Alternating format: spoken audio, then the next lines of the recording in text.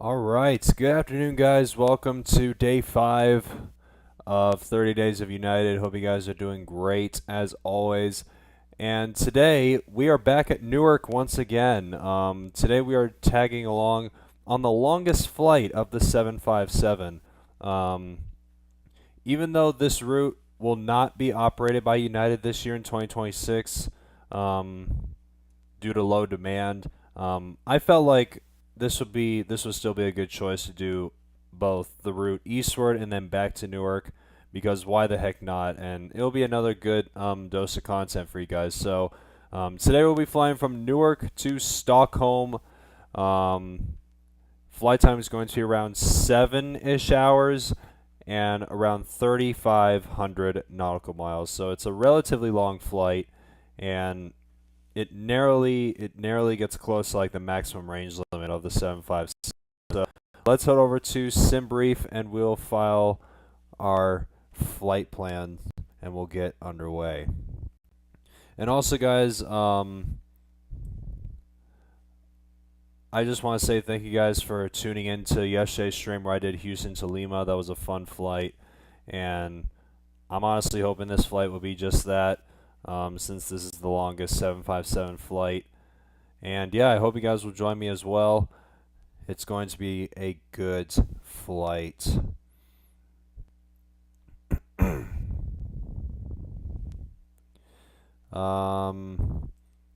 we're going to go 0.78 at cruise. We're going to be departing out of runway 22 right. And it shows we'll be landing on runway 26, but I'm not sure if that is the shortest runway in Stockholm. I actually want to go see which runway is the shortest, because I feel like runway 26 is the short one. Yeah, runway 26 is the shortest one. I wonder which runways they're currently operating in Stockholm. So it looks like they're using the 19s for arrival from what I see. Or is it the 19s or is it the... Oh no, it's the 19s. I just wanted to double check. So it seems like that they're using runway... What is that? 19 left, so we'll switch to 19 left.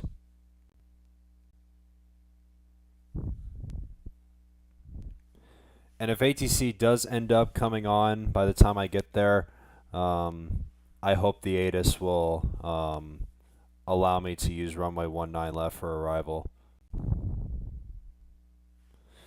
Alright, so let's generate flight.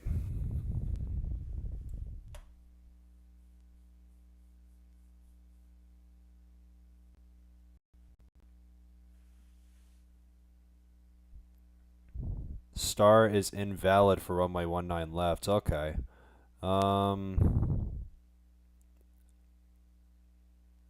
Honestly, I think I might probably...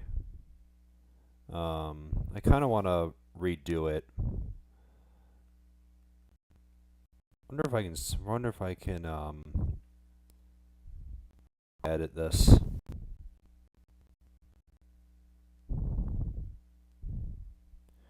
Use suggested route. 22 right, let's switch to runway 26. Despite it being the shortest runway, we'll just go to 26.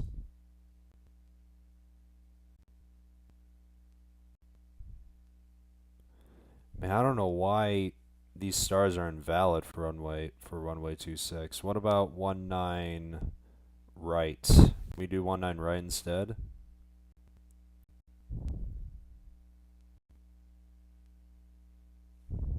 Let's see if this one works.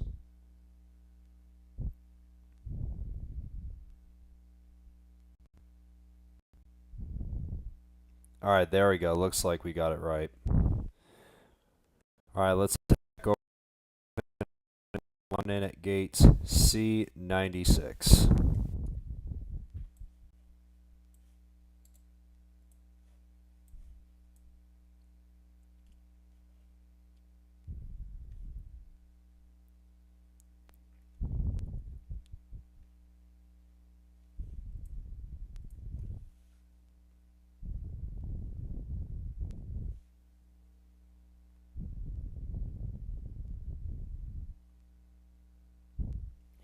Alright, let's load from SimBrief.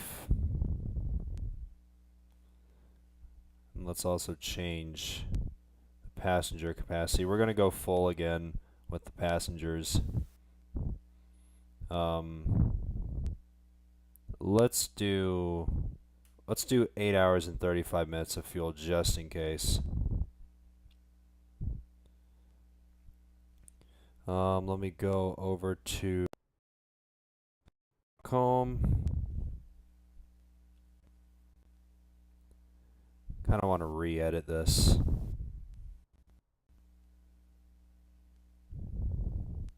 Um, 19 right. Alright, there we go. It's a little bit of a shorter final, but it's alright.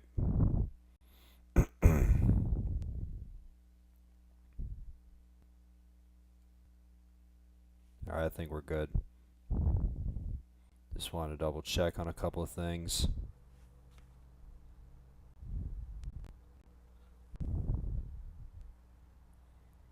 Alright, let's detach the jet bridge, attach the tug.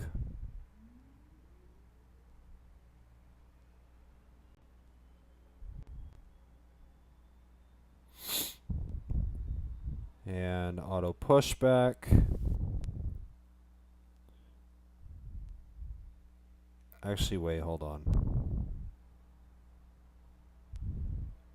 Where's the... Oh, never mind. We can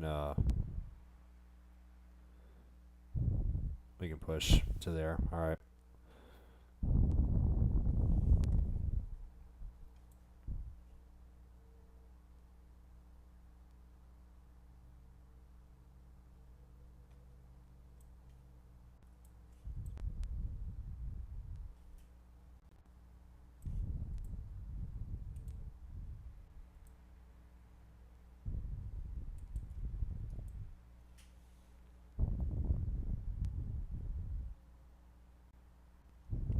I also want to set this back.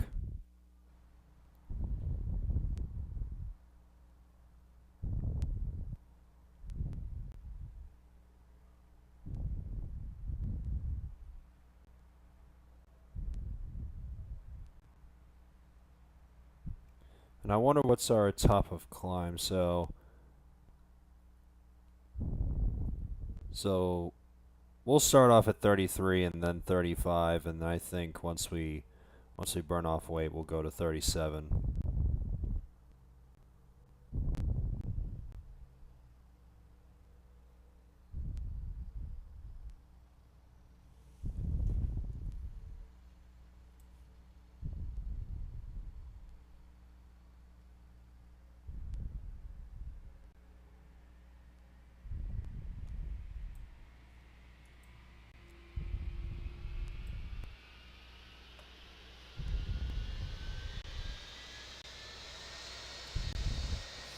Alright, we'll start up engine 2.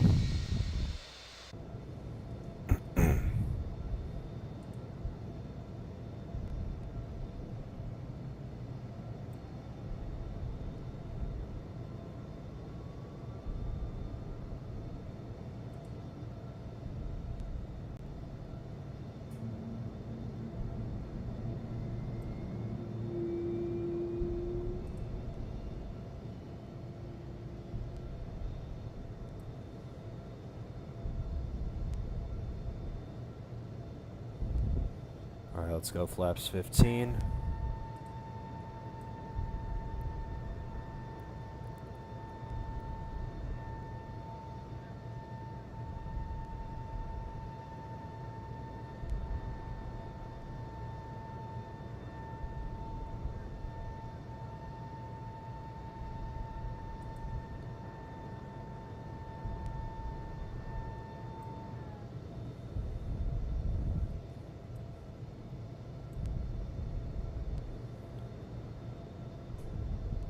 Alright, let's taxi to 22 right.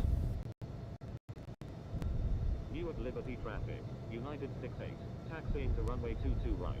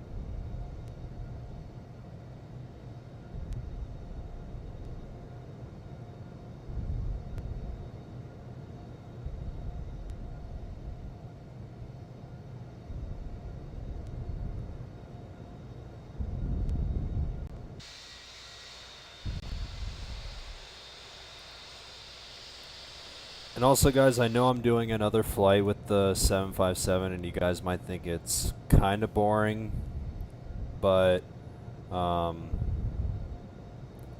I promise I'll do a different long haul flight throughout next week on different aircrafts, since this is my third straight stream with the 7.5.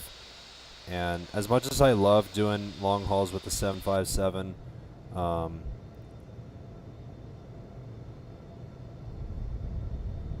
Newark Liberty traffic. United 68 is taking off runway 22 right. Departing. But like I said, since this is the third straight flight with the 757, as much as I love doing flights with the 757 and with my United 757 retirement tour I'm still doing throughout the rest of the year, I wanna do different long haul flights with different United aircrafts. So, like I said, I will be doing different long haul routes with different United aircraft for next week. I'm not saying that I'll stop doing 757 flights throughout this 30-day series. I'll still do them. It's just that since it's the third straight stream doing it, I wanna do different flights with different aircrafts. Anyway, here we go.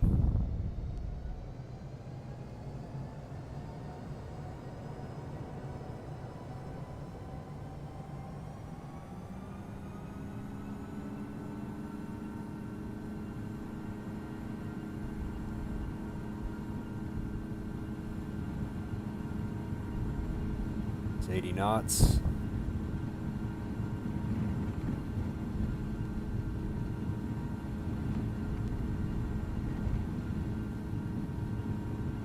And rotate.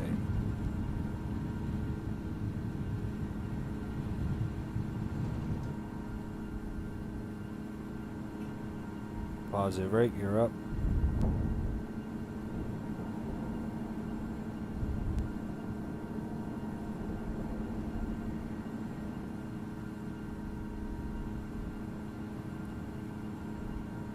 Isn't this like a 12-hour flight? No, it's around 7 hours because of the tailwind. I've seen this flight before on Flight Radar, and it's not like really long. It's just it's like around like 7 hours 15 minutes. So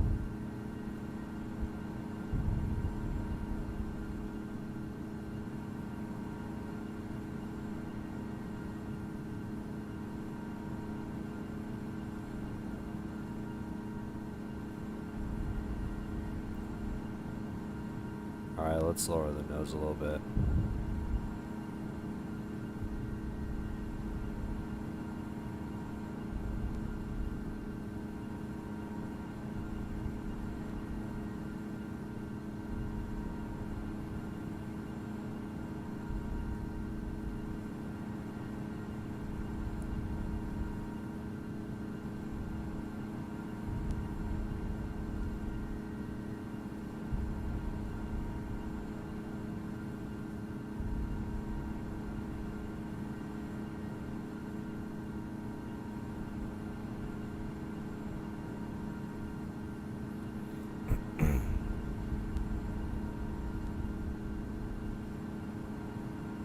Alright, let's go, flaps up.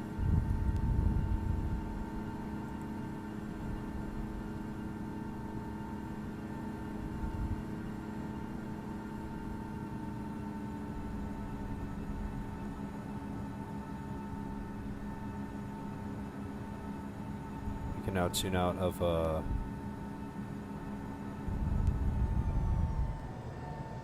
Unicom.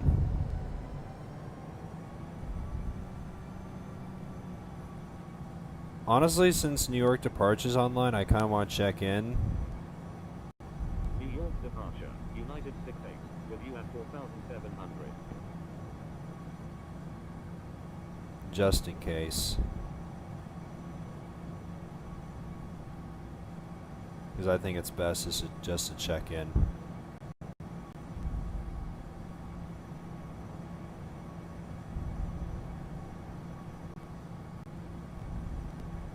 New York departure, American 3407, with you at 8,100.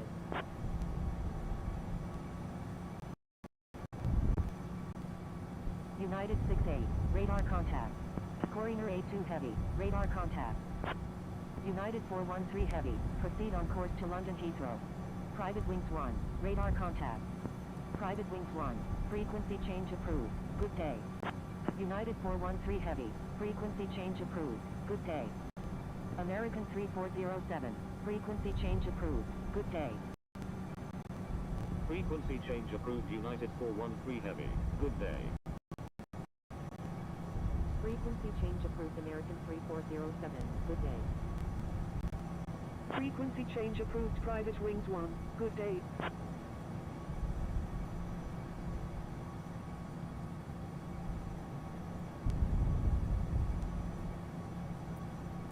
Infinite flight is really empty in my opinion. I mean, depends on the ATC schedule and what airports are featured, but in an airspace like this, it's not too bad.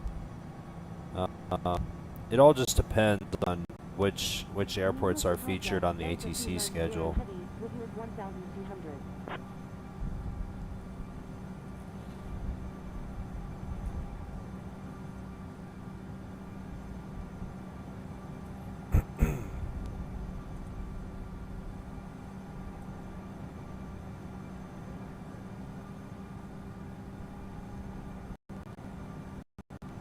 Delta 290 Heavy, radar contact. American 3407, frequency change approved, good day. Courier A2 Heavy, frequency change approved, good day. Frequency change approved American 3407, good day. New York departure, Finnair 369, with you at 3500. Frequency change approved Courier A2 Heavy, good day.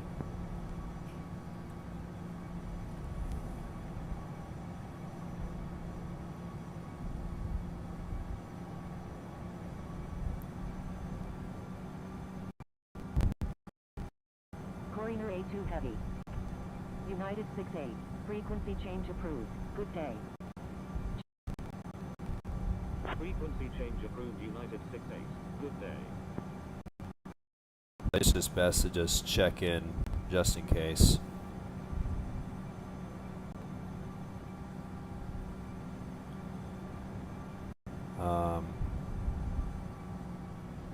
I totally forgot to turn on my strobe and lane lights when I took off.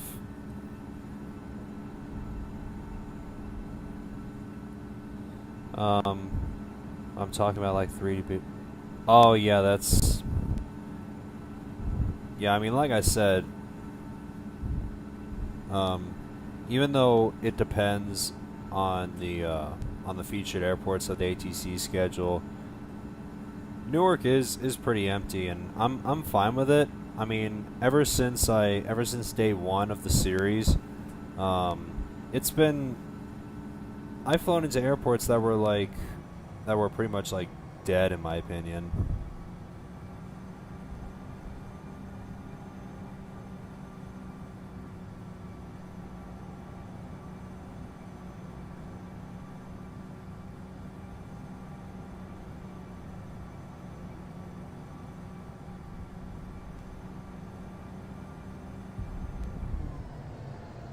I think our cruise speed was 290. I almost forgot.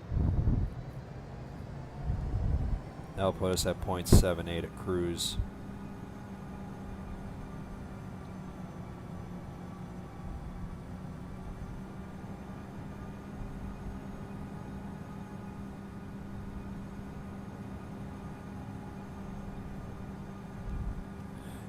Eli, good to see you. How are you? I'm doing good. And also, I hope you guys are having a great Easter as well. I don't know if you saw the video that I posted not too long ago. It was the video I've been working on the past couple of days while I've been focusing on streaming this series for you guys. And I hope you guys like it. It was, I felt like I did pretty good on it.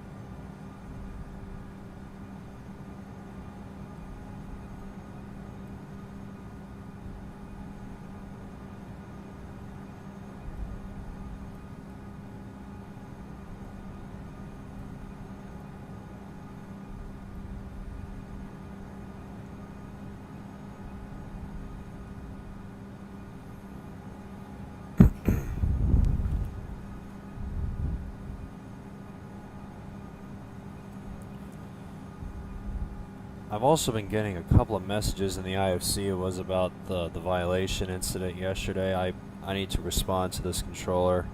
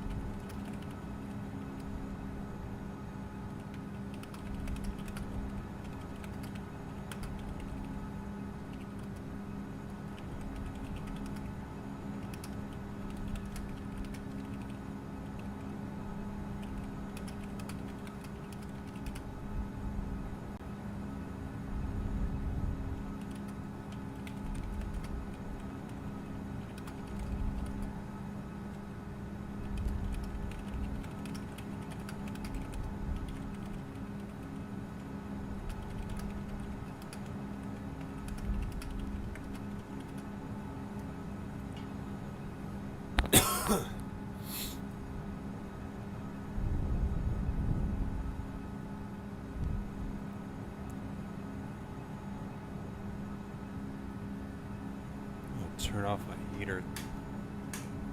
Kind of hot in here.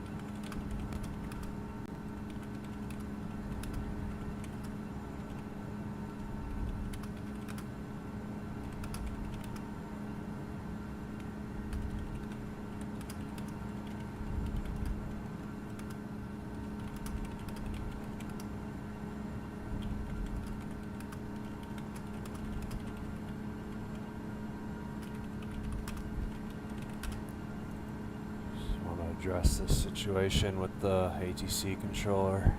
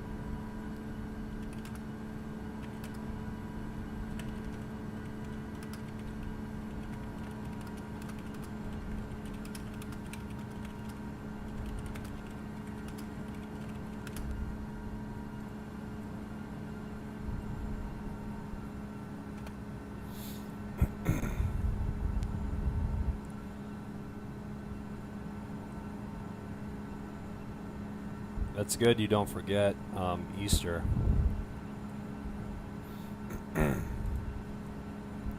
I hope you have a good Easter as well yourself. Wonder what's our weight. 241, so I think, yeah, we're gonna go to 33,000.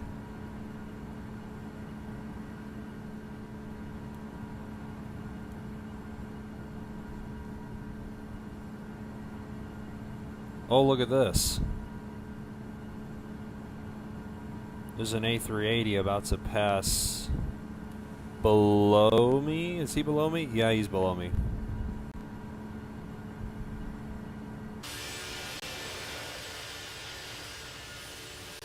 There he is.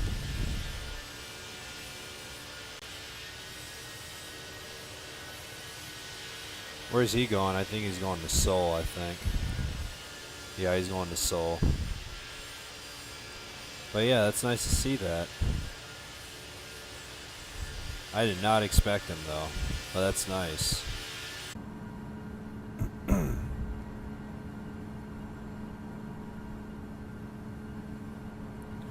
I want to continue.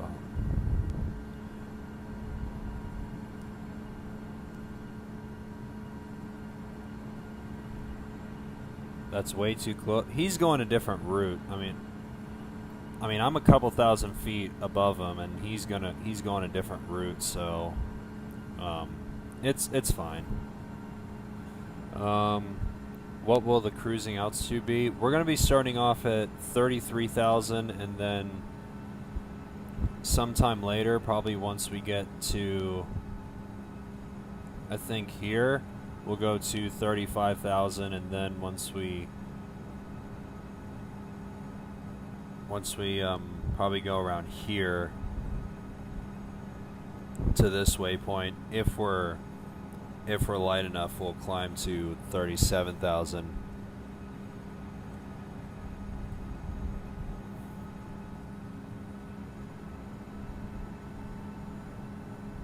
But we just reached our initial cruise, 33,000.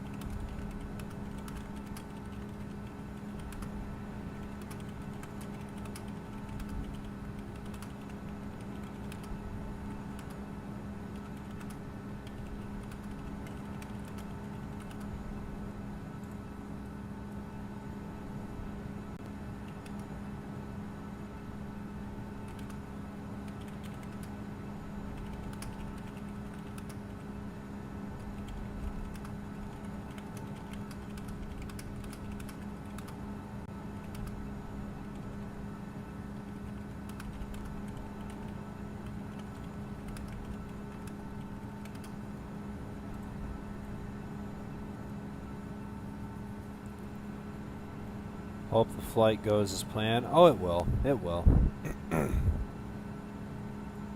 And I know it will.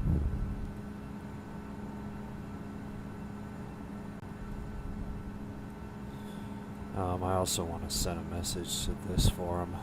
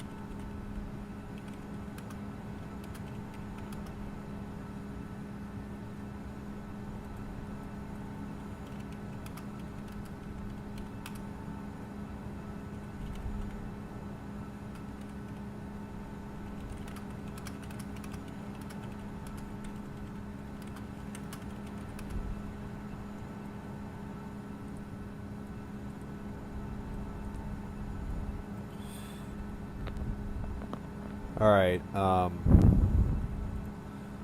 alright, so now that that's posted, this is actually related to the, this is related to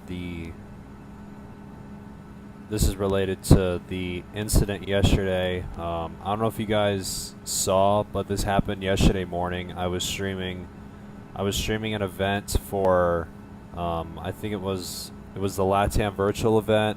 That stream is now deleted. And I don't know if you, and I think you guys might have saw that I showed a screenshot on yesterday's stream on why I got violated. It was that someone went inside me, and the controller messaged me that that he accidentally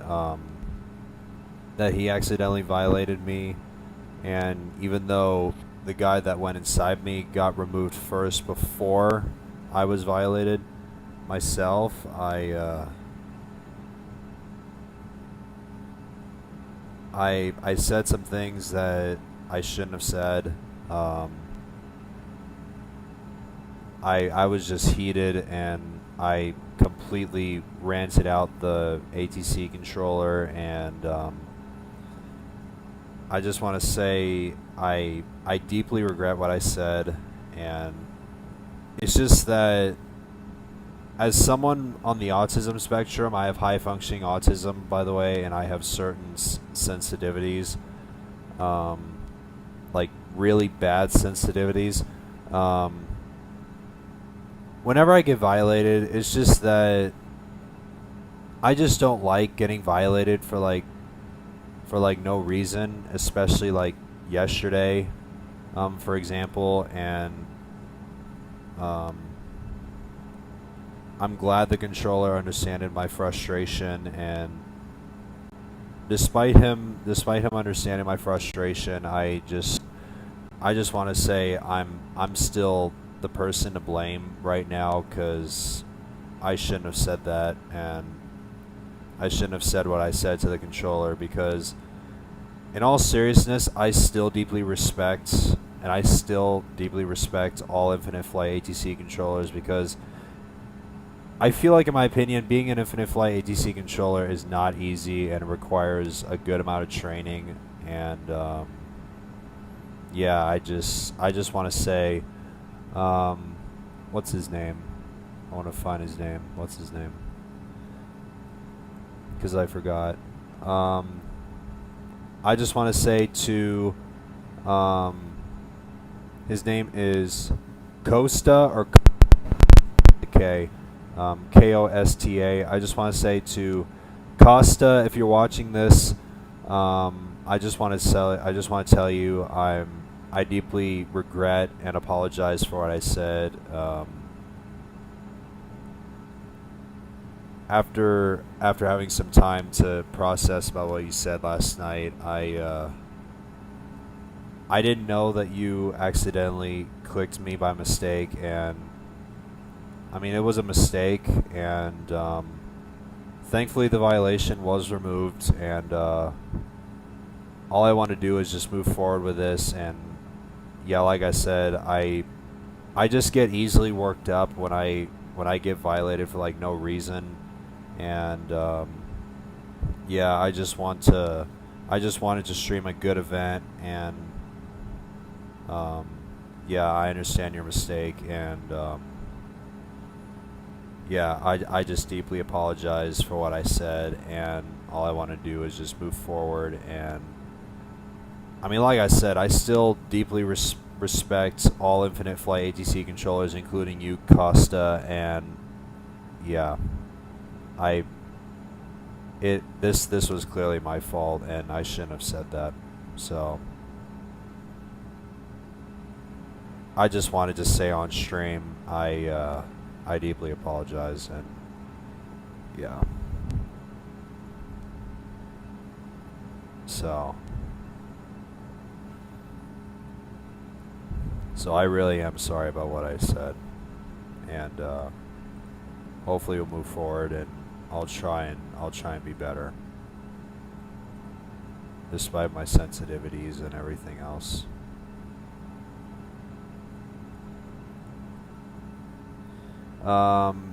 Infinite Flight Aviation United, I definitely remember you. Are you over the Atlantic yet? Nope, I actually just took off like half an hour ago, and we're nowhere near the Atlantic yet. So we're not that. I just took off not too long ago, and I'm nowhere near the Atlantic yet.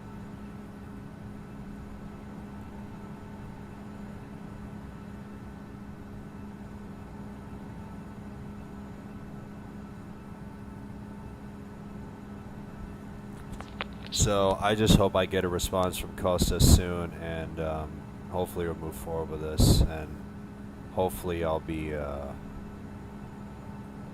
hopefully these guys will accept my apology, and we'll move forward from here.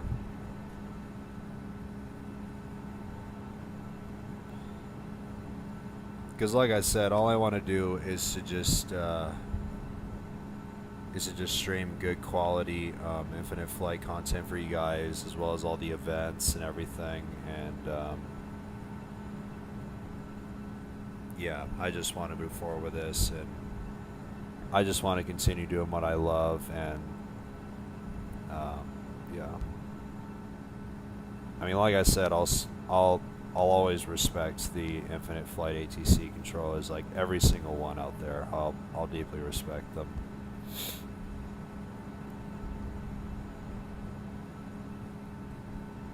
But yesterday was just, yeah, I shouldn't have done that. This was clearly my fault, and I'm clearly the person to blame right now.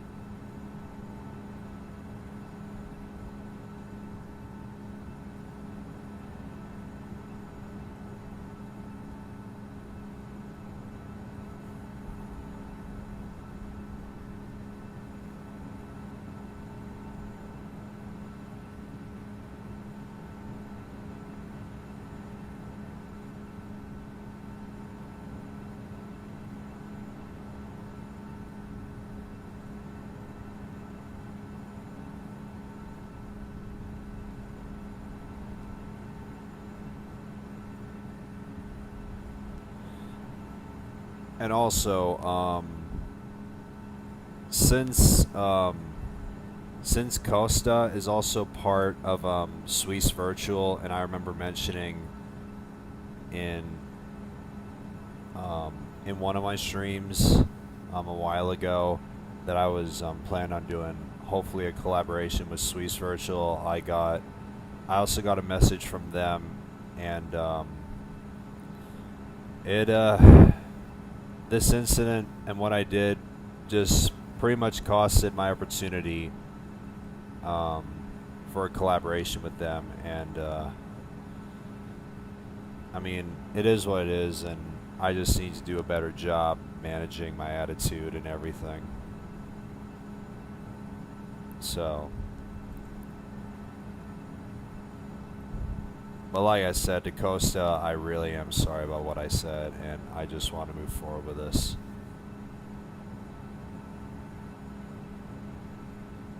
And yeah, I just need to do a better job.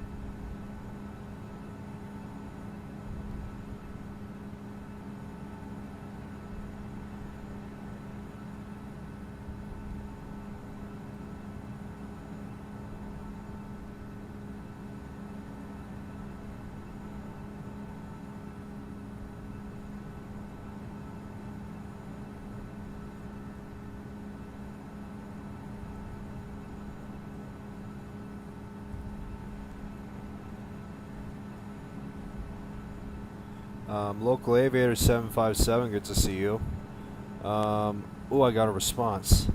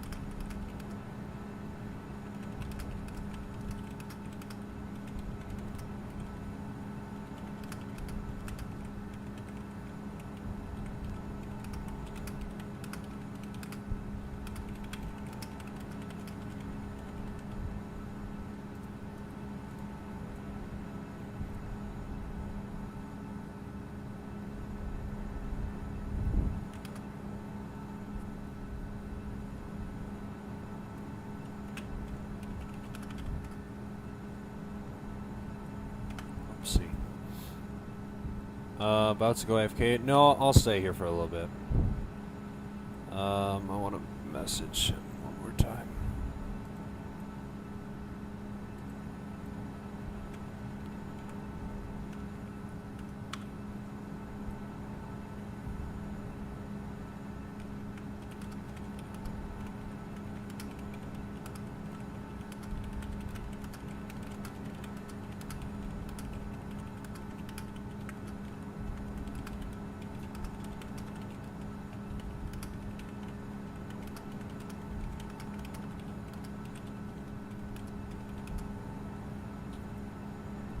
Just want to respond back to him. Thankfully, I'm just I'm really glad that Costas accepted the apology and we can move forward. But like I said, even though he already accepted it, I still deeply regret what I said yesterday with that violation incident. And yeah, like I said, I'll still and I will always deeply respect the Infinite Flight ATC crew.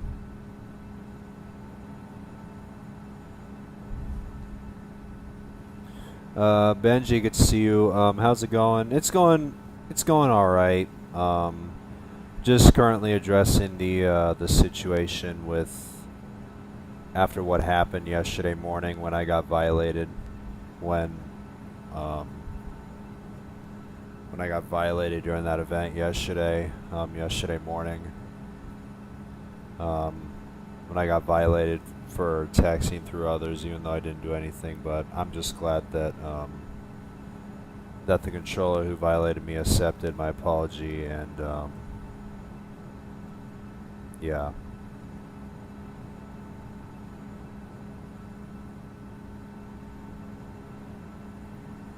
Because I'm dead serious. I shouldn't, since that incident costed my opportunity for a potential collaboration with Swiss Virtual, and with that controller actually being a part of Swiss Virtual, I just know that I have to do better with my attitude. But with me on the spectrum, on the autism spectrum, it's just hard. Like, it's a lot harder for me to try and just just have a professional and polite attitude. And yeah.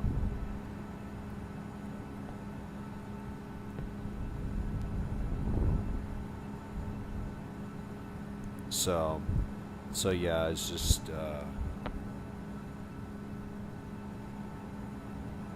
that I just felt like saying that. Just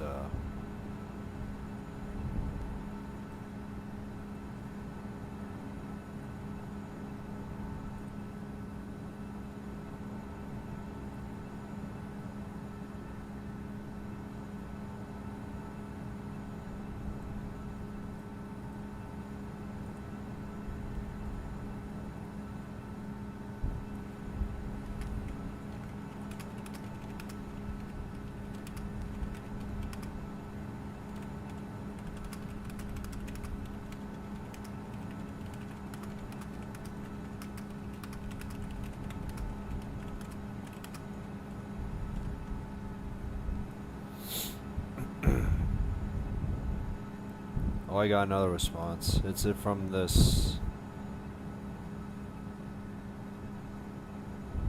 No hard feelings at all. Focus on your streams. Enjoy the flying. Let's leave this behind us. All right. Like I said, Costas, if you're watching this, I'm glad that you accepted my apology, and yeah, I'm hoping to see you someday if you're controlling at an airport I'm flying to or taking off from. And yeah, I mean, like I said, with someone on the autism spectrum, it's just a lot harder to control my attitude and just being polite and taking a situation the correct way, like being violated for no reason, for example. And I mean, like I said, since I don't like getting violated, it's just hard just trying to control it with my sensitivities. And plus, I actually realized this last night. Since it's April, it's actually Autism Awareness Month, so as much as I'm grateful being autistic,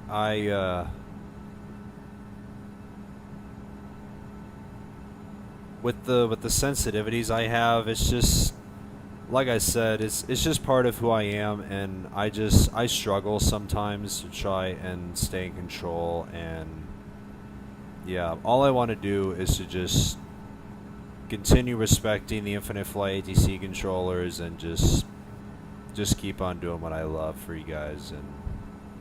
And I'm so glad that you guys are still watching my streams today, despite this channel being a few months old, and I'm just working to just get my channel remonetized by doing a lot of Infinite Flight streams for you guys, which I'll still be doing, despite me, with me hopefully trying to manage my work schedule.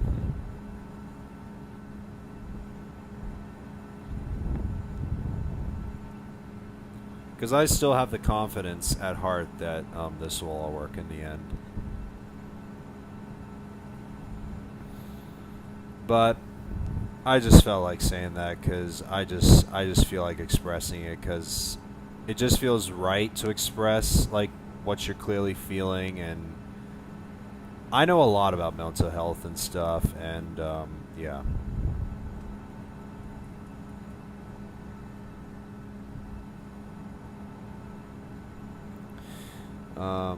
Low-key being an ATC will be a lot of stress. I actually kind of feel like it is. But it kind of depends on how busy the airport is. Like that event, for example, yesterday. The ATC controller who violated me costs, I think it's, I pronounced their name wrong. Costas. Costas, I think I pronounced it right. Costas even mentioned to me that with how busy it was, since it was a very busy event, it's just, since he said it was a misclick, which I still understand, I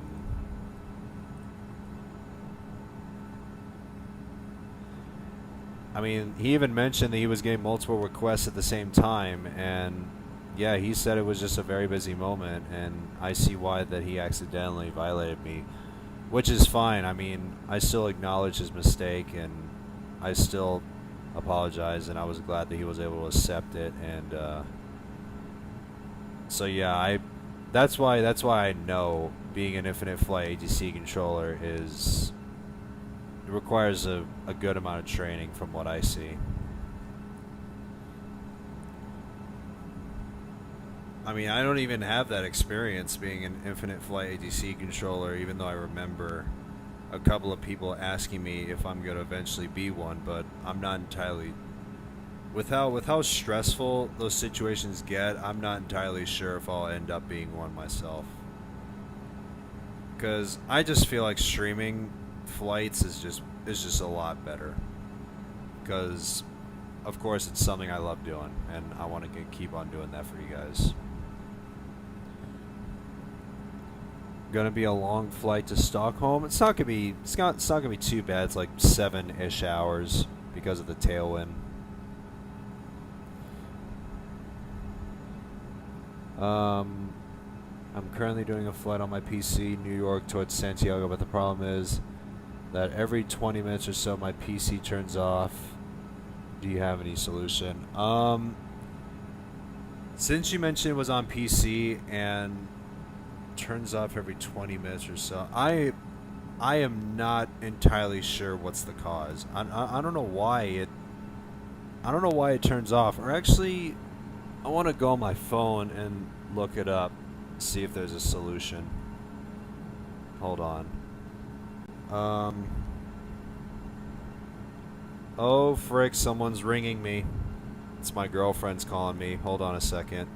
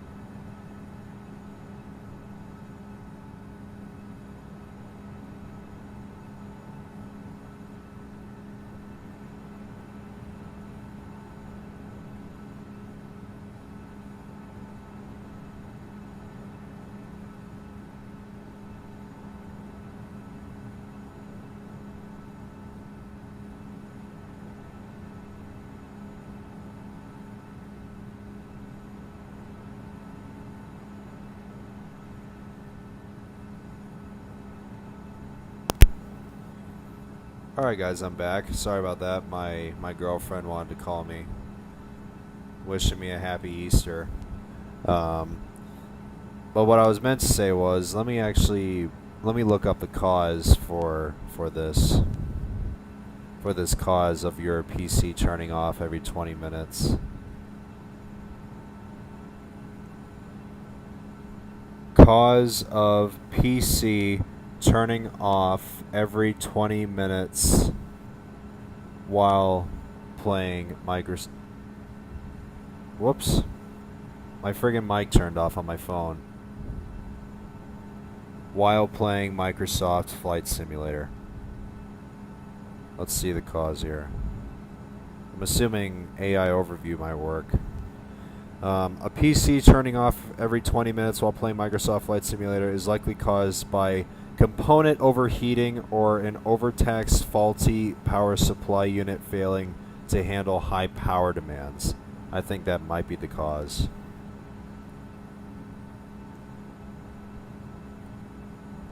I mean, here's some common causes too. It might be overheating.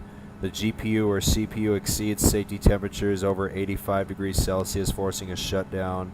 Power supply unit failure is likely too low in wattage or faulty, causing it to shut down under high load or overcurrent protection. Or incorrect in-game settings, too high graphical settings for your hardware, causing a crash or overload. Or drivers and software, outdated GPU drivers or corrupted Windows files, or faulty RAM. RAM errors can also trigger a full system shutdown. Those are probably the common causes. I mean, that's my best way of trying to figure out a solution for you.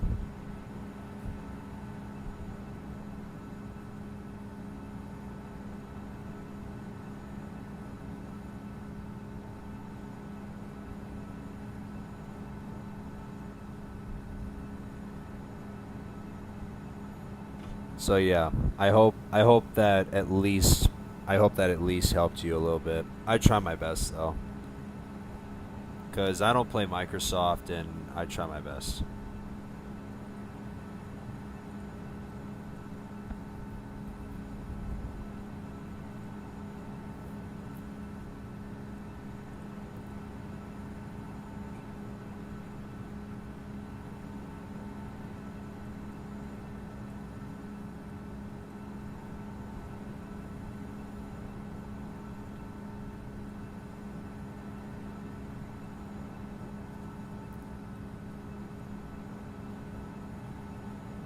But I kind of hope you'll be able to fix the situation on your Microsoft Flight Sim.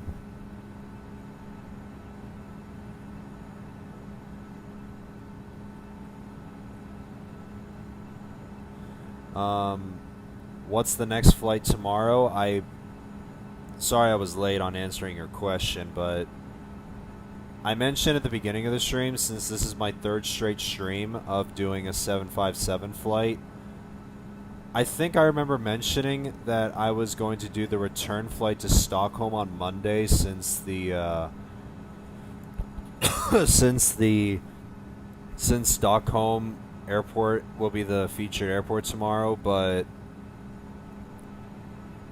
I mentioned that I want to do different routes with different United aircrafts because um, since this is my third straight stream, it was kind of boring. It might be kind of boring to my viewers, so I kind of want to see if I can try and do different routes with different United aircrafts, and um, yeah. I'm not entirely sure what what route I might do on Monday. I'm gonna save the return flight from Stockholm to Newark for another day throughout the series, but for next week, I wanna focus on doing more long hauls, but with different United aircraft.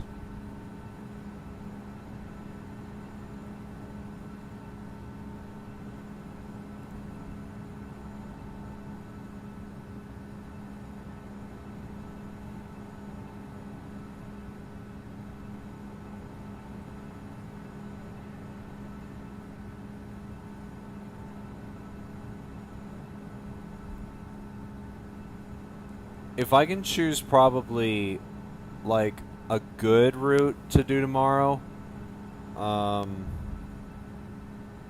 could do a Max Monday stream tomorrow since I haven't streamed Max Monday in like 3 weeks. Where's like a good one I can do? Hold on, let me find one.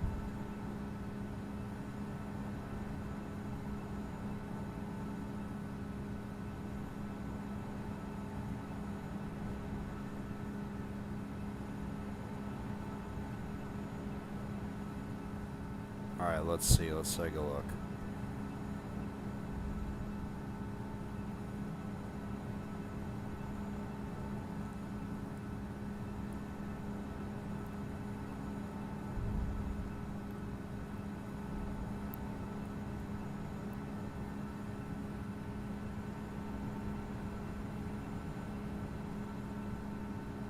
What's a good one I can do?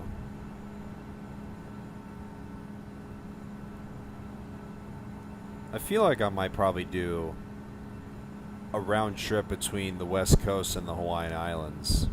I feel like that might be a good choice. Since I wanna do flights with different aircraft types for next week. Where's some other good ones?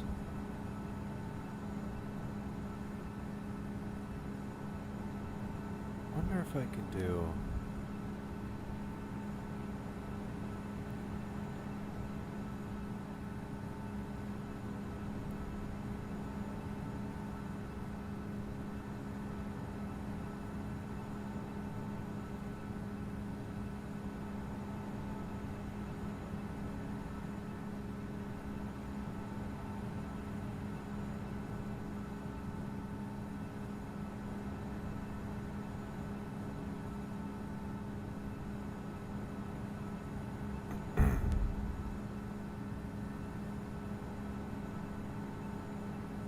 Something I also remembered I should probably do is I saved these thumbnails for some 737-700 flights I want to do.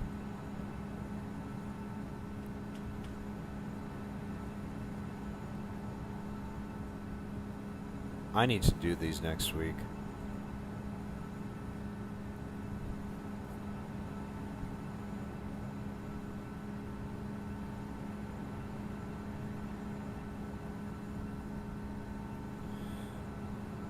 It's just the screen that turns black. The PC is still open. It's just the screen.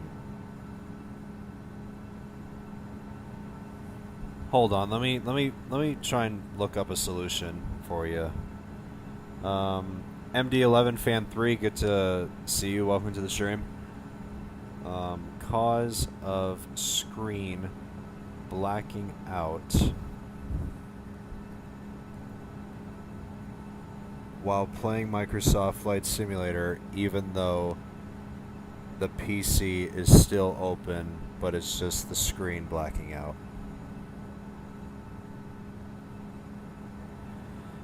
A black screen Microsoft Flight Simulator with the PC still running is usually caused by GPU driver crashes, overheating, or power instability.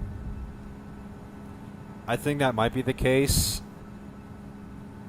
I mean, it's what AI Overview says. I mean, like I said, I'm trying my best to try and think of a good situation on what's going on with your flight sim.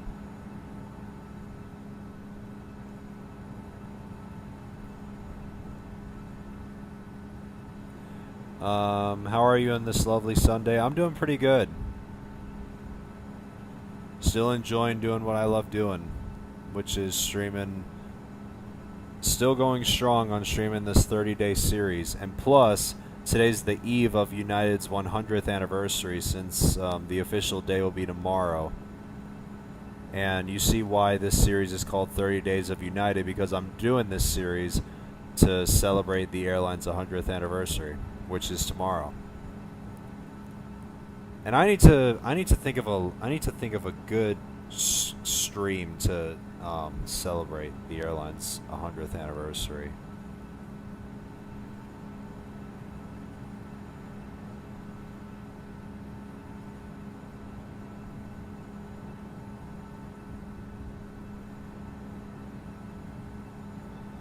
JetBlue, welcome to the stream. Are you going to speed up? Well, I'm actually going, you can see from my ground speed, I'm freaking going Mach 0.78. There's a 125 knot tailwind, and I'm going almost 600 knots in a 757. So, I think you could say I'm going fast enough. I mean, I've really encountered the same thing when I did Newark to London 2 days ago. I mean, I'm even going Mach 0.78 according to SimBrief.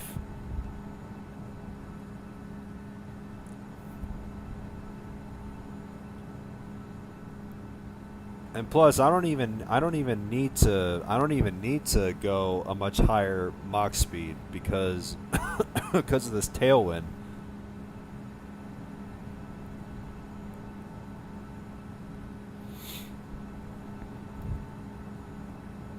Oh, you're doing BA1. I remember that. Shannon to London City to JFK via Shannon. I should probably do that. I should probably stream that route one day. That'll be a nice route. I should probably count as like a Throwback Thursday stream. Like stream it on a Thursday and call it as Throwback Thursday. That would be cool. I should probably do that once I'm done with this series in 25 days.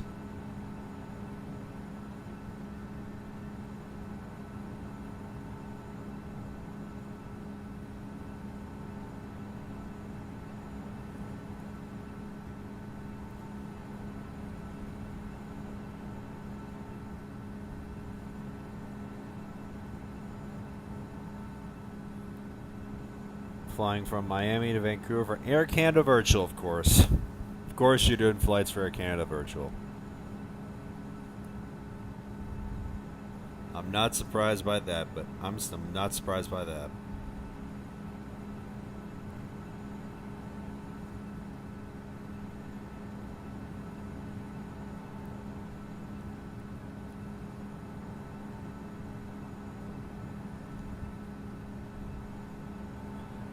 London to Johannesburg. That'll be a good long haul stream to do as well. Another A380 stream. I can definitely do that. You should see me on the map. Let me go on Infinite View real quick and try and find you. Let me take a look.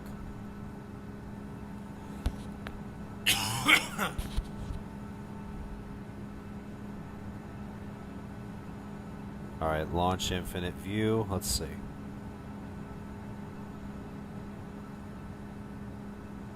Let's see, BA1.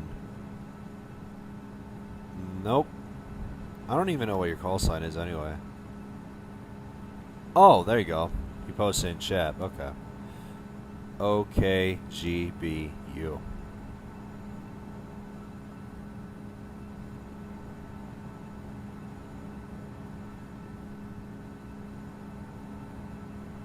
Oh, you're not that far out. What's your 366 knots? I think you're being battered by the headwind. Where am I? You're going quite slow though, even though you're on A318. But I think you're being battered by a pretty strong headwind from where you are, I think.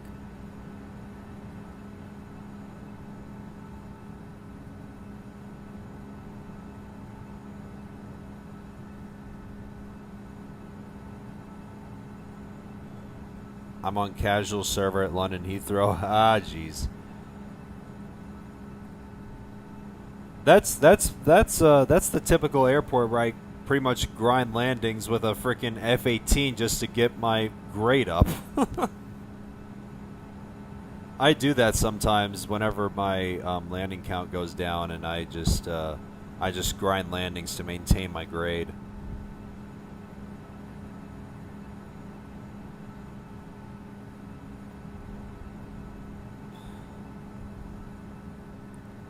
On a 7879 over Venezuela going south towards Santiago. Nice, dude.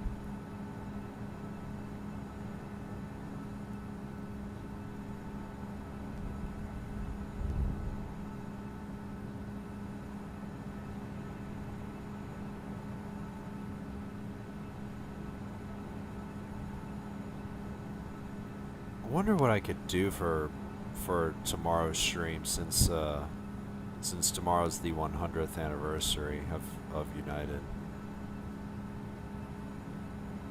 Wonder if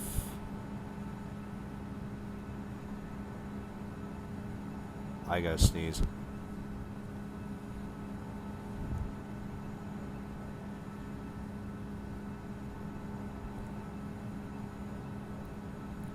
You friggin' stupid sneeze! You were right there! I friggin' felt it! You were right on the friggin' tiny tip of my tongue. But no, I'm not gonna sneeze. I friggin' felt it, and now it's friggin' gone. I friggin' felt it for a second. But anyway, what should I do for Monday? I want to go on YouTube, try and find something. Wonder if there's anything. One is. This should be perfect. This should be perfect for tomorrow to celebrate the 100th anniversary. I gotta do this. I gotta freaking do this. I know he did this. I know he did this like the westbound way, but I gotta do it eastbound. Honestly, guys, I just came up with this idea for tomorrow's stream to celebrate the 100th anniversary. What would you guys think if I were to stream 6 flights, but not just 6 flights? What would you guys think if I were to do a hub hopping stream where I do flights to all 7 United hubs in a single stream in less than 12 hours? And this is inspired by Jeb Brooks' video, since he did hub hopping. Since he did hub hopping to every United hub, except it was the opposite way. But instead, I start at San Francisco and I finish at Newark. What would you guys think? I do flights from San Francisco to LAX, LAX to Denver, Denver to Houston, Houston to Chicago, Chicago to Dulles, and Dulles to Newark, all on one stream. What do you guys think? And of course, I will be doing it using different aircrafts, and I will be recreating all those flights using real life flight numbers, aircraft types, etc. That should be a good choice for the 100th. What do you guys think? An inspiration an inspiration by Jeb Brooks and bringing it to my channel and onto Infinite Flight.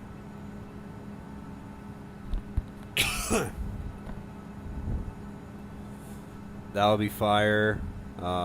Seems like you guys agree. I'm actually glad I brought this up.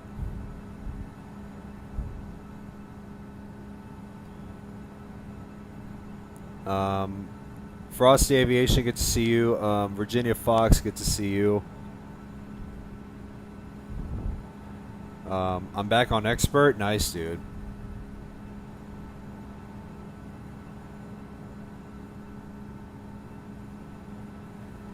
That's a good idea. All right. Well, I guess it is. Well, I guess it's booked then. United Airlines hub hopping to celebrate the 100th anniversary, eastbound.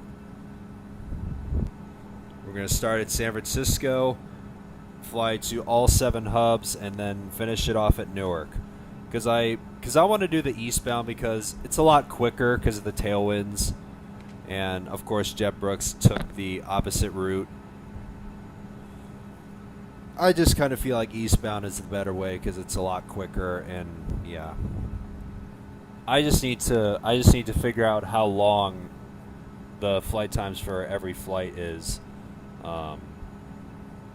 Since I actually did some research last night on how long the flight time is for all 6 flights westbound, it's just shy of 9 hours.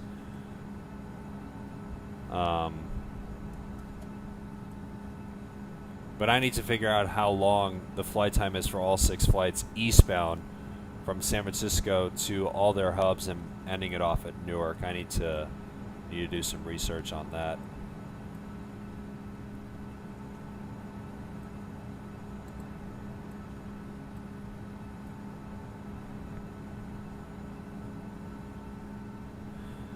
And also, guys, if you guys are enjoying the stream so far, please make sure to leave it a like, of course, and don't forget to subscribe.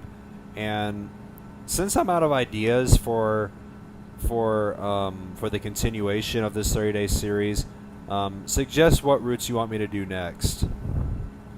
So, like I said, feel free to leave it a like, leave this stream a like if you haven't already, and stay tuned for tomorrow's hub hopping special, since you guys want me to do it, and since I brought it up and I felt like it would be a good choice and you guys agree, I guess I will be doing a hub hopping stream tomorrow.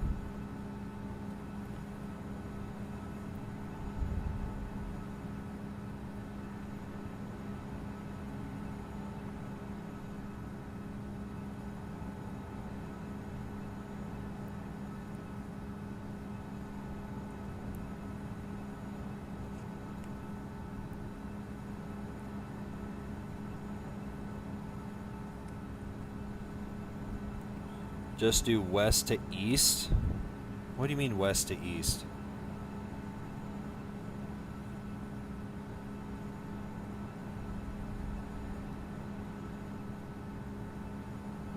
Alright, let's see.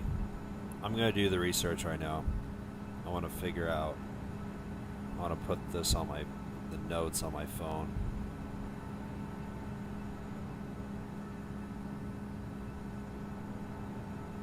The tailwind, bro? Yeah, the 130 knot tailwind.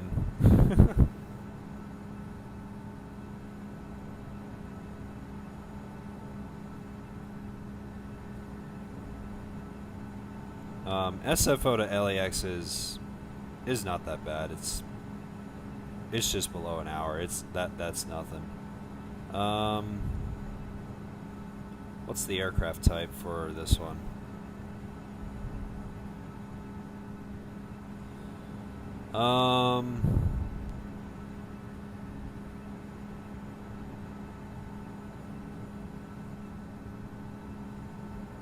So flight number 1 for this hub hopping, of course, we're doing SFO to LAX. Flight number is UA 1164. Let me put this in my notes on my phone.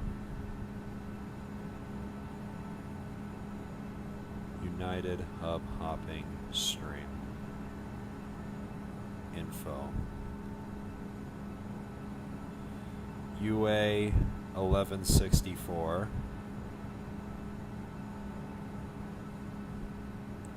SFO LAX. And the aircraft type for the first one is a 737-800. And what's the average flight time? I want to go to flight radar on my computer, see the average flight time for each flight.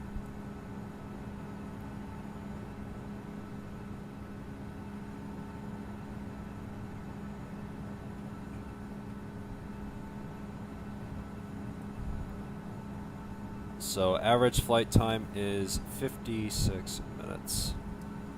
Alright, flight number 2. LAX to Denver.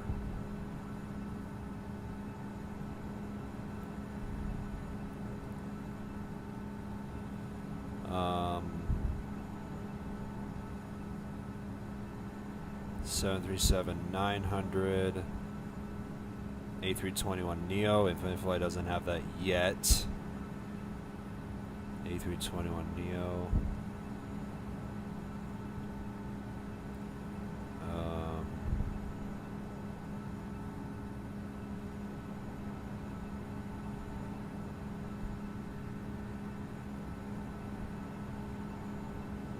A321neo again.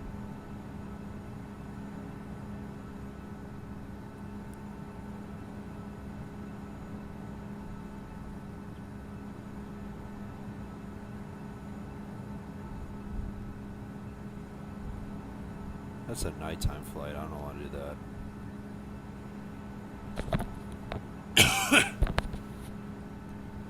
What about Newark to... What is that? Montego Bay? Probably one day. I want to see. MBJ. Let's see.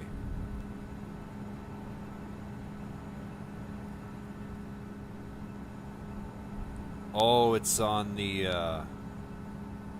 it's an island. I think Newark Montego Bay would be a good round trip stream. Let me just, I usually double check, but I just wanted to check and see if, Montego Bay is 3D.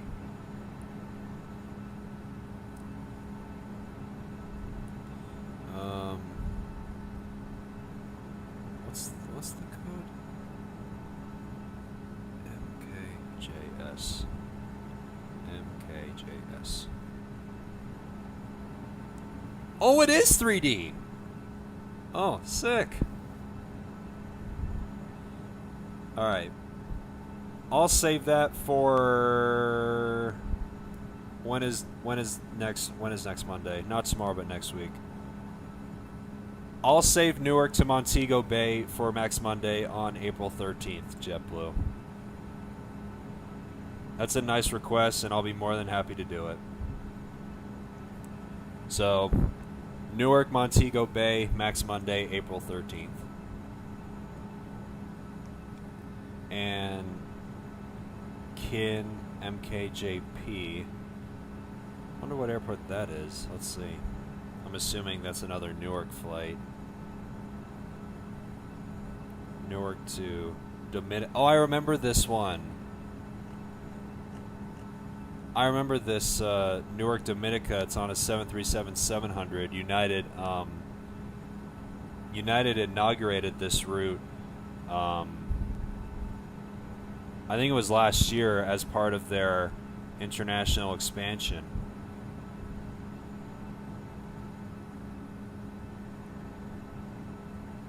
I don't think Dominica's in 3D right now. Hold on, let me see. So TD, PD. Let me see in the current version. TD, PD. No, it's not in 3D. What about the beta version? I want to see in the beta.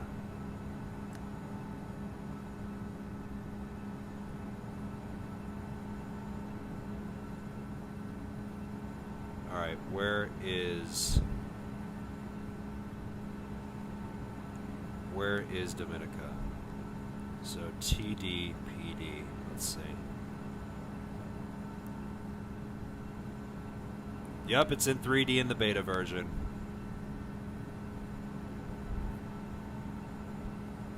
So, once I get my new device, and I'll eventually start flying the beta with my new device, I'll do Newark to Dominica. So,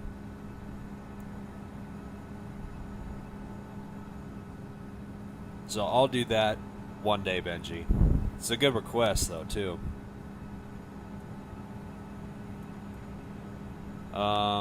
Nice EAS scenario. Thanks, dude. I was quite proud of it because I felt like it would be a good choice to make that kind of video to celebrate Easter and the resurrection of Jesus. And of course, you guys know I am religious and I believe in God and Jesus. So, yeah, I just felt like making that because I thought it would be nice.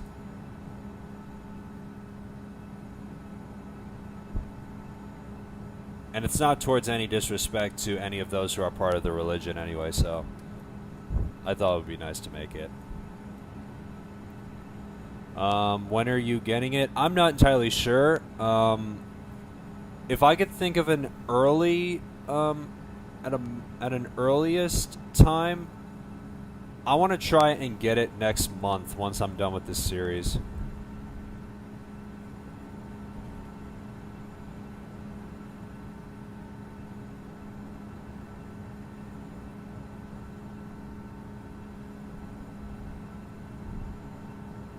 So, I think May might be the earliest time when I get my new device. And I want to see JetBlue's early request.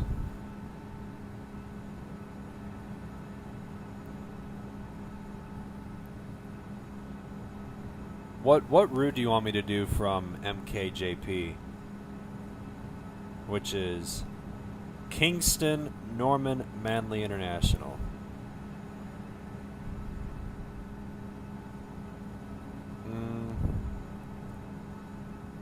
I mean, which, I know you put in the, or actually, wait, I think you might, I think I see why. I think I got it. I see why now. I'm assuming you want me to do this one. British Airways Flight 2262 from London Gatwick to Kingston. Or no, 2263. London Gatwick to Kingston. That's like a 9-hour 45-minute flight on the British 777.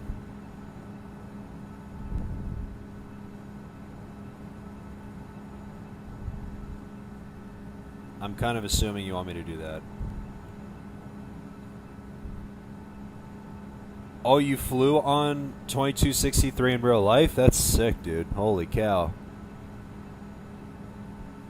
I mean, if you're wanting me to do that flight, I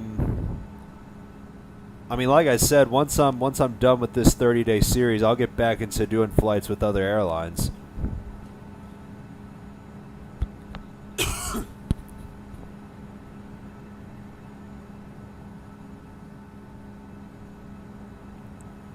From Montego Bay to Newark on JetBlue. I didn't know JetBlue does Newark to Montego Bay. Because on Flight Radar, it only shows United.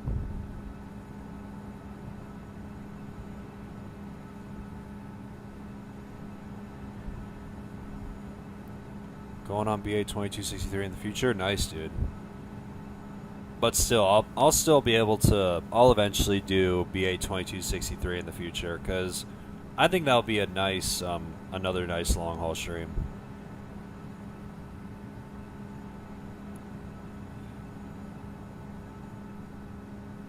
But I wonder if it's 3D in the current version right now, and not in the beta version. Let me just check.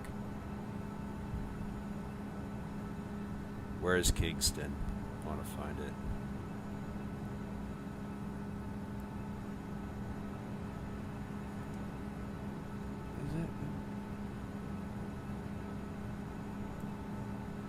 Oh, it is 3D in the current version. Nice. So hopefully next month I'll do BA 2263 once this series is finished.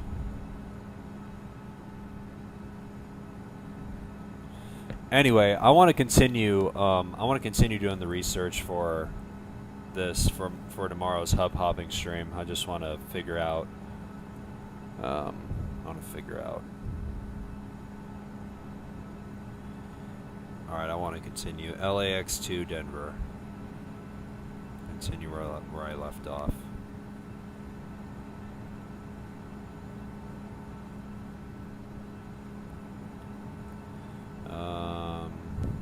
What about UA 703?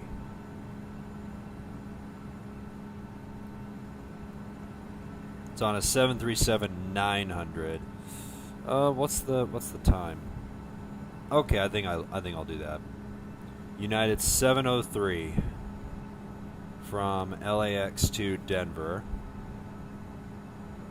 on the 737-900 since we're flying the 800 from SFO to LAX. And I want to check the average flight time for this one. UA 703.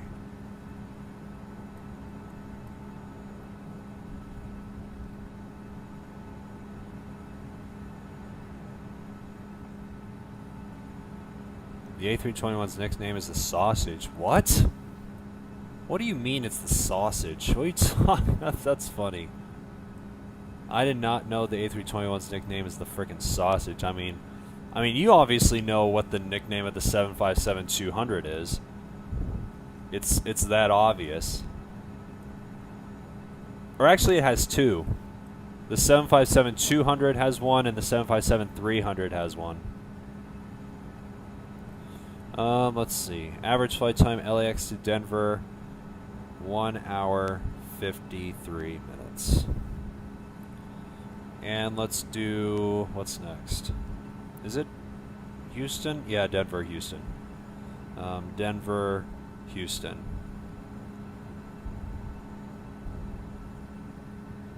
I have a feeling United flies their 777s from Denver to Houston. It's their domestic ones.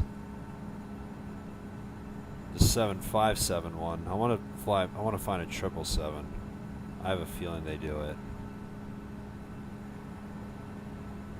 UA 49. What about this one? A321. I don't want that. What about 588? Nope, not 588. 1587. Nope. 1599. What about this one? There it is. I knew United did this. Alright, so United 1720 from Denver to Houston. 1720 Denver, Houston. 777-200.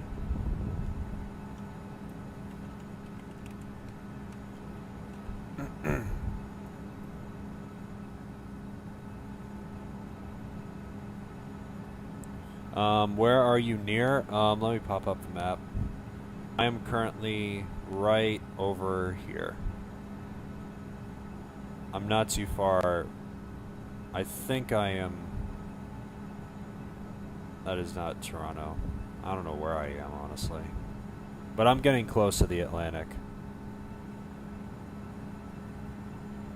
STT to Newark? What is that? Hold on. STT Newark. Ah, St. Thomas. I know this one. United even operates, I think they operate St. Thomas to Houston. I think. Yeah, they do. But yeah, St. Thomas to either Newark or Houston could be good next Monday episodes. You guys are popping up some good choices in the chat for some good streams for this series. I like it.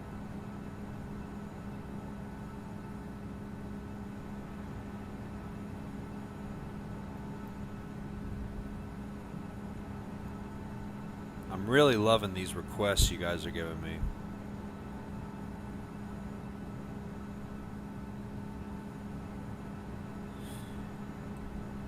But yeah, one day I'll do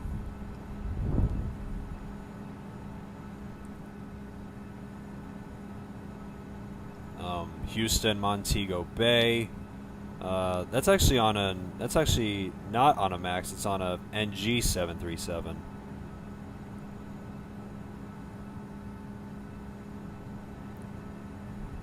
I think I might do this next week.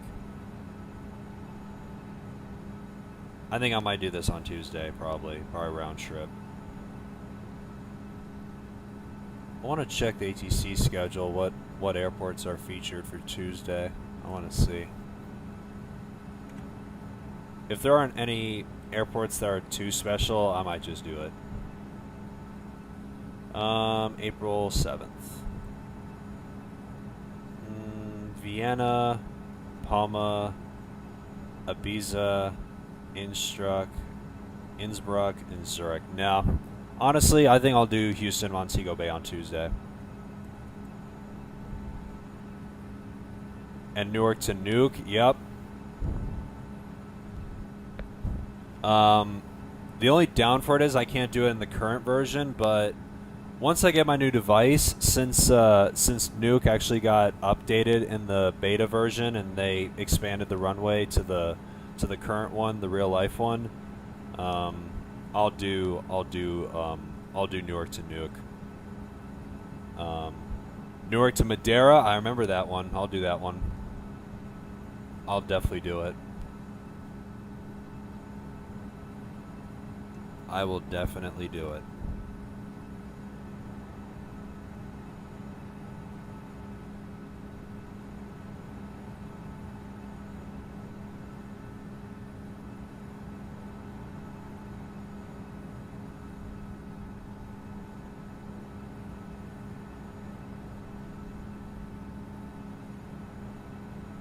Lauren, why do you want me to do Houston, Acapulco so badly? Like, seriously.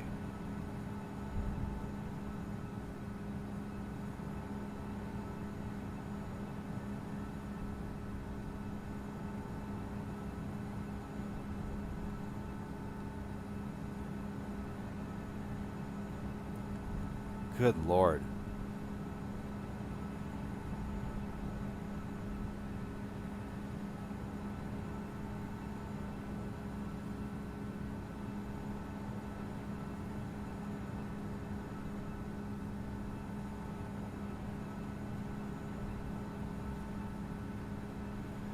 But yeah, Newark to Madeira, I'll definitely stream it once United starts up the summer season.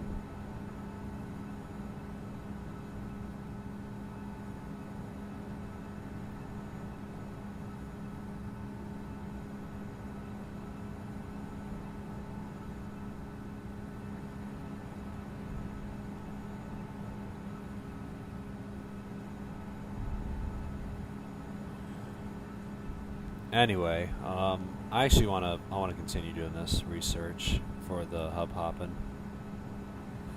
All right, Denver to Houston, hour 53 minutes. The same flight time as LAX to Denver. I just hope the eastbound flights are a lot quicker than westbound. And I think the next one is Houston, Chicago. Houston, Chicago. I want a different aircraft. We have 738 the first one, 739 the second one, and the 777 on the third one. I want to find a different one.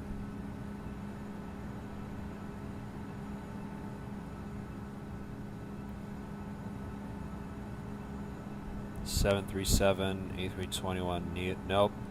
What's it with the A321 Neo? Literally every single United flight I try to find, it's literally mostly A321 Neos, and of course, that aircraft is not in the sim yet, but it will be soon. Come on. Where's like...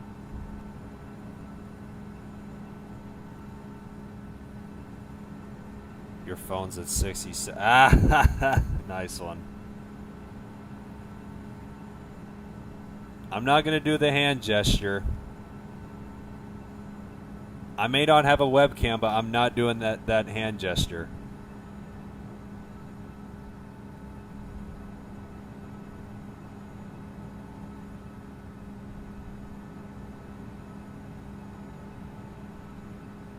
Come on, where's like a different aircraft type for Houston, Chicago?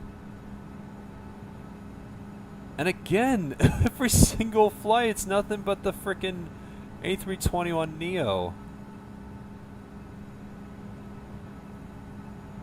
Alright, is this one not a neo? I hope it isn't. Thank you, this one is not the neo. Okay, so we'll do this one. It's a nighttime flight, but we'll stick with it. United 787. It's kind of funny. UA 787.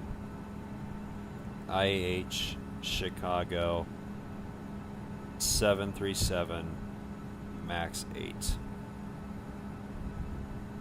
And let's find the flight time for this one.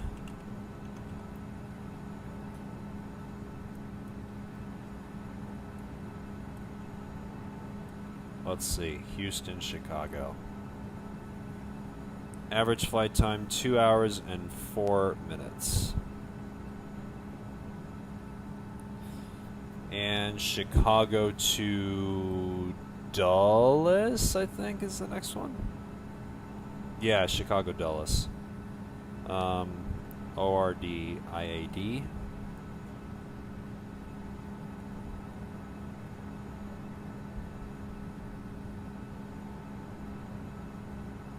Alright, United 293. We already got the 737. I want a different one. And again with the so many flights I try to find for this hub hopping stream. It's nothing but the friggin' A321neo.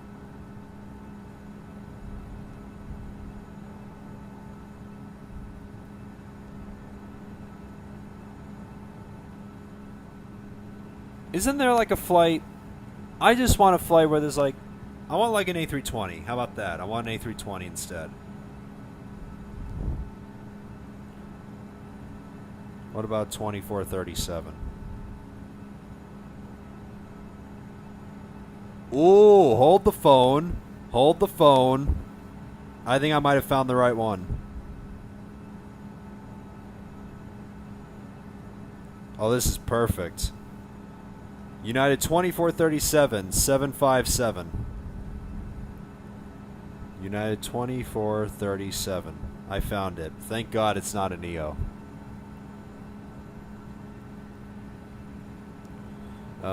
ORD IAD 757 200.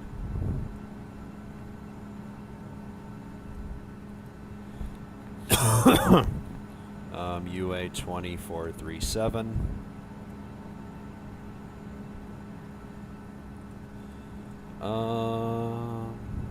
Average flight time is 1 hour 20 minutes. And of course, the last one is Dulles to Newark. Alright, let's see. Please no Neo. I don't want a Neo. I want a different aircraft type.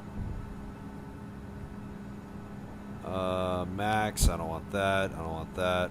What about this one? Max, Max, nope. What about this one? 2315.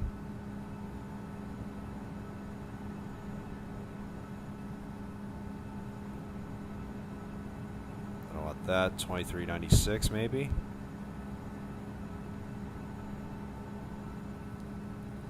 What about this one?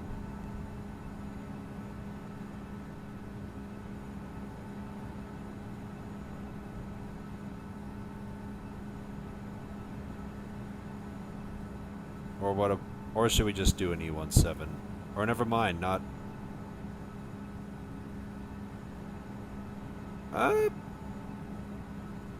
I've never done a stream with a CRJ, but I guess we can do this one. UA 4187. UA 4187. IAD Newark. CRJ. Yes, you heard me. We are flying a CRJ for the first time on my streams.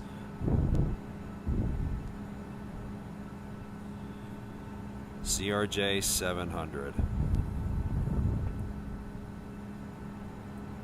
4187.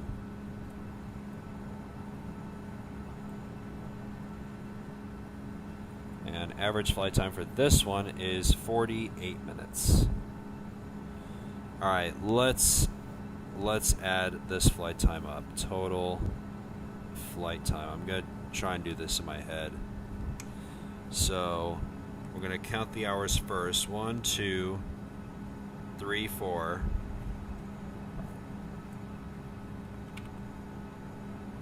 Want to put the calculator on my computer. Hold on a second. I'm going to take a couple of minutes to do this.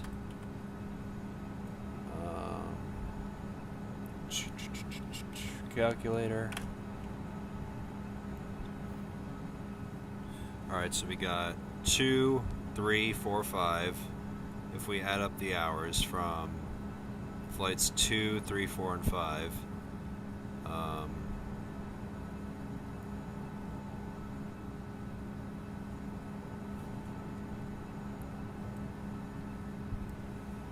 want to try and do this right. So 58, 9, 6 hours.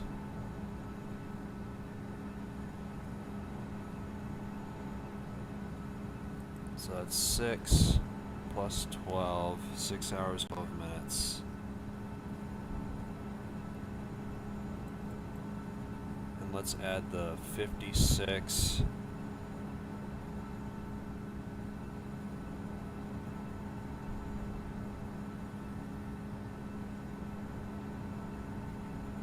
Hold on, guys. Just, I'm not, sorry if I'm not, I'm actually not looking at the chat right now. I'm actually on a different tab because I'm adding up all these flight times. I got 2, 3, 4, 5. And if we add the first flight, 56 minutes, 5 hours, 56.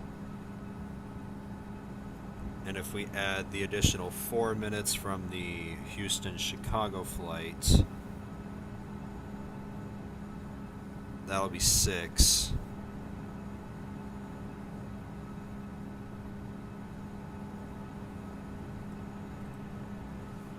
And if we add the 20 minutes from the Chicago-Dulles flight and the 48 minutes from the Dulles-Newark flight, that'll be 68 minutes. So I think that'll be 7 hours.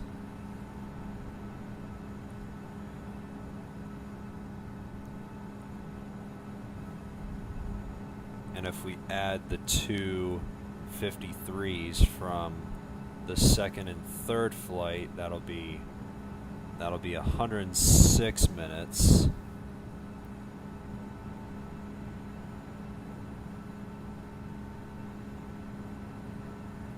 So I think I might be pretty close to 9 hours.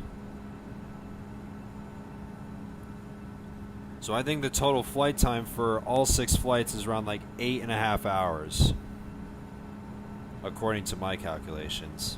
I try my best though. It's just hard trying to add up numbers in your head. So once again, guys, I will be doing a hub hopping stream eastbound to celebrate the airline's 100th anniversary tomorrow. And while I'm still here, I actually want to set up the thumbnail. 1280 by 720.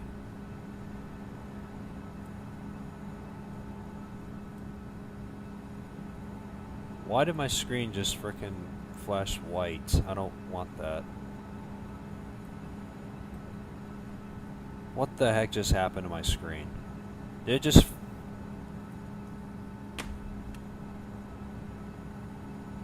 Hello?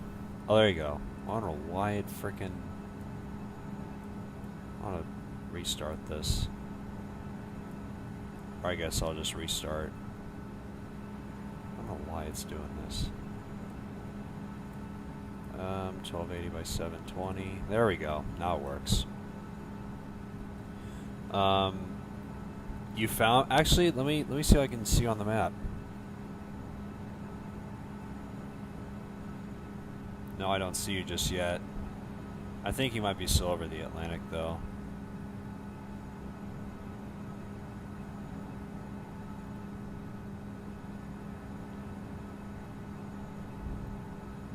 Yeah, I don't see you.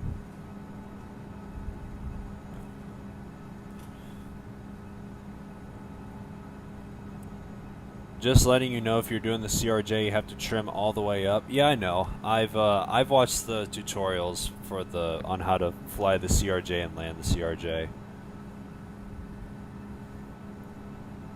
And since it's been a while since I've last flown a CRJ in Infinite Flight, I think I might hop on solo after this stream and probably practice a little bit with the CRJ.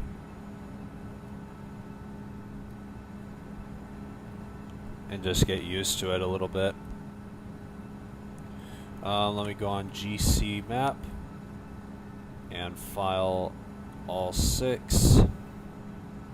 Newark, Dulles, O'Hare, Houston, Denver, LAX, and San Fran.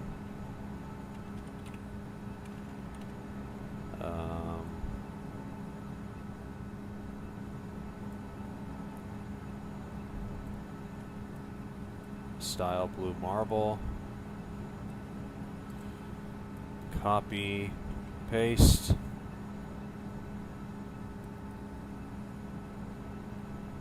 I want to move the wording just a little bit.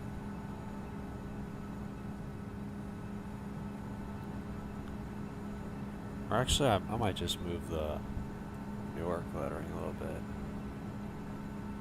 Zoom in here.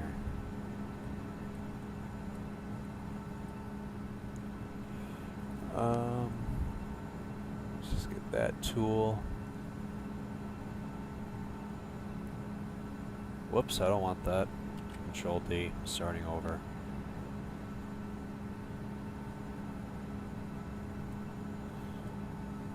And I actually want to re-edit this.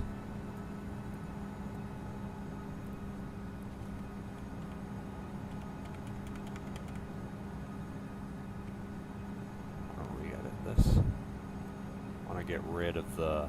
I want to keep the blue, or no, the black outline. I want to keep the black outline.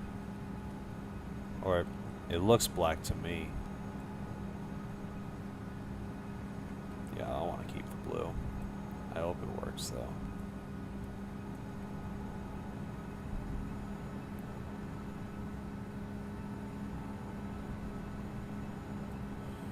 I want to erase this.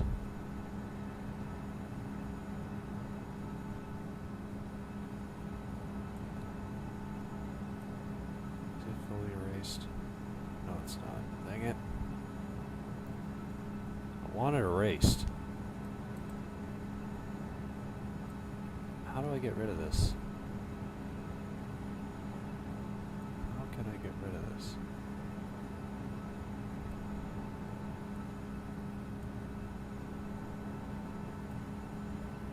Alright, I guess that'll do. I just want to refill this in.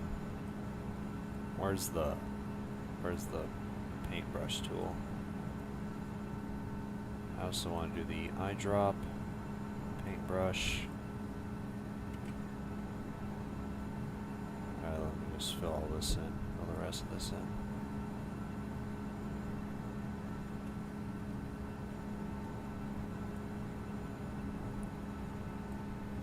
Alright, zoom out a little bit. Copy and paste. Where is it? Oh, there it is. I don't know why it pastes it to the complete other side of the image. I'm gonna put this right here.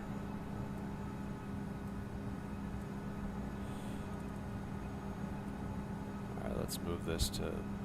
Nope, I don't want that. Transform controls.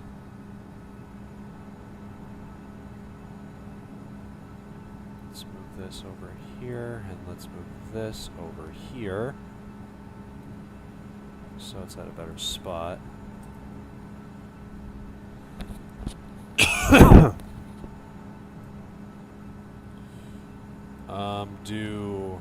What is that?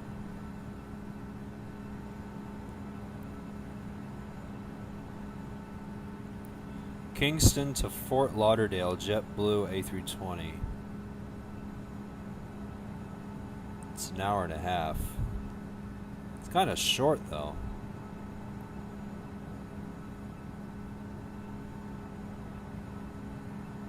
I might do that one day. It's kind of an interesting route, even though it's short. But I'll think about that one. Where's my template that I use for my streams?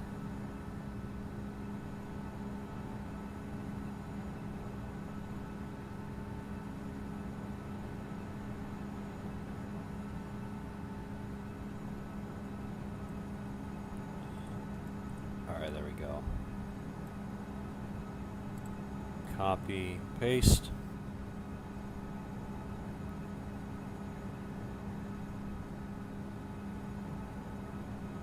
I want to erase this. I'm gonna keep that black bar, but I'm gonna get rid of this Infinite Flight logo. I'll put it somewhere else.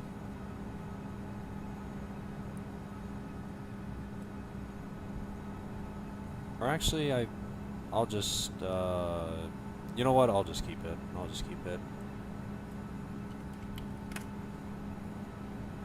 gonna put a nice. I'm gonna do this text because I like it.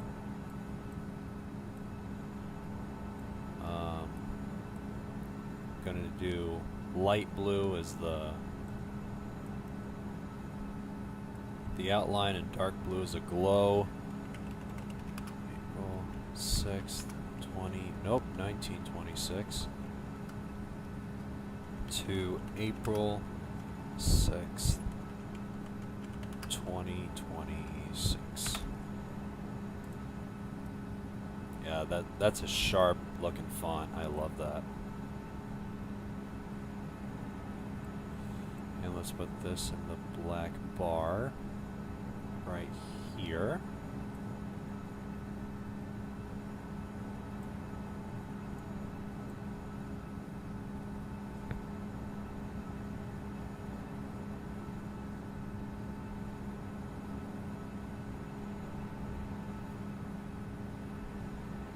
I want to download. I'm gonna download a couple of Infinite Flight pictures I saved. I want to put in the thumbnail here. Where is it? There it is. I want to adjust this picture into a PNG.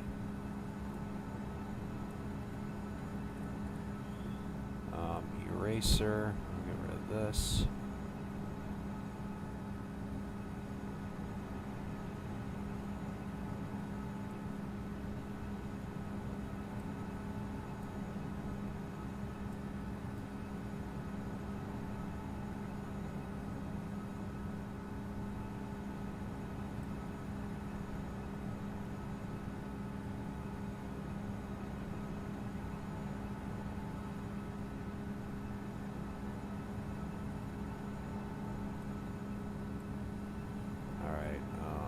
Magic wand tool, escape, or delete, I think. There we go. I like that. Edit, copy, and paste. let's move this. I'll put this here. Let's put it near center frame. I don't want it too small though.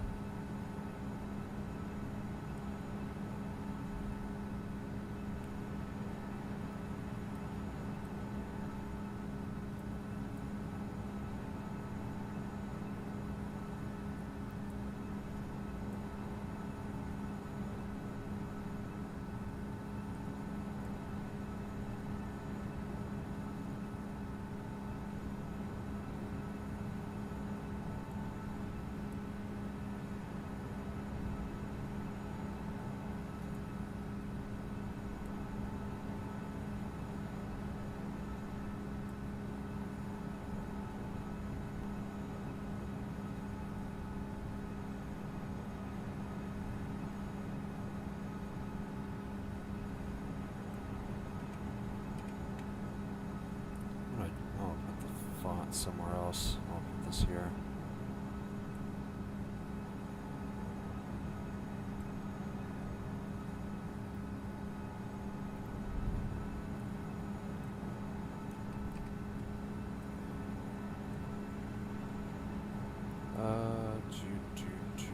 Where should I put? I'll just put this here.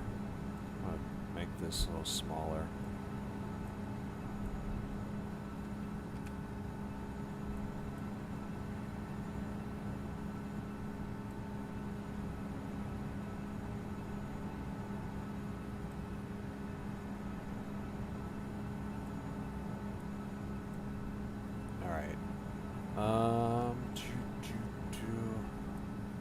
I'll put something else in that black bar instead of the dates.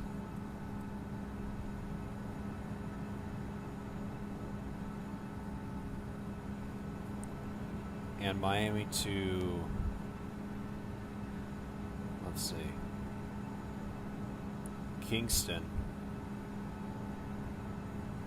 They're mainly cargo flights.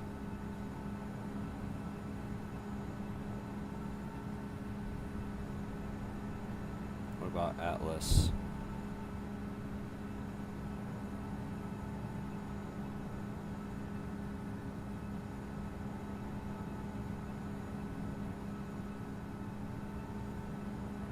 What about DHL? Nope, doesn't show that.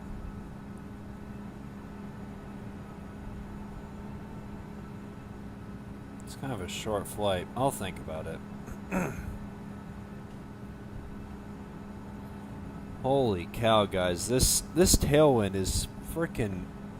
I mean, look at it. You can see on the bottom, 147 knots. Holy cow!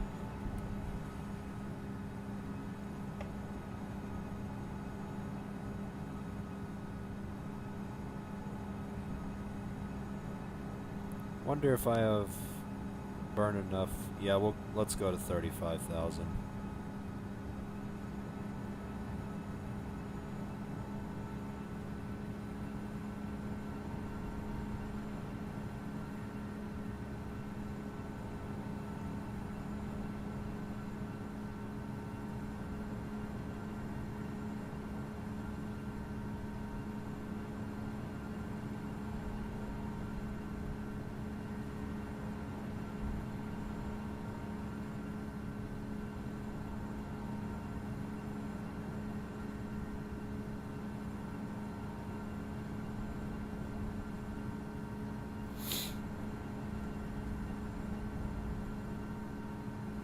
Should speed up to go as fast? No, I mean it's the tailwinds that's which is why I'm going so fast. I'm going 583 knots and my Mach speed is only 0.78 with the frickin' winds 142 knots. So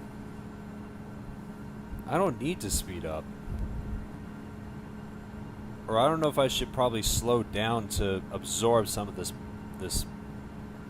bumps here.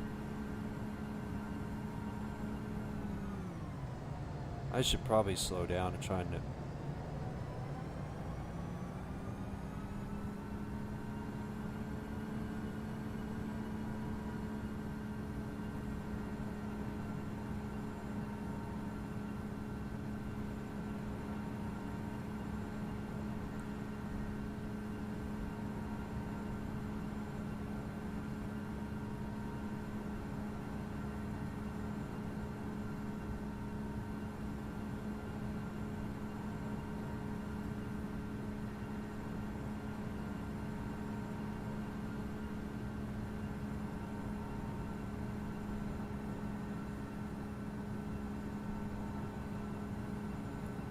I literally slowed down to 0.76 to hopefully absorb some of this turbulence, but I don't see a difference. It's just that this tailwind is just no joke. It's just unreal.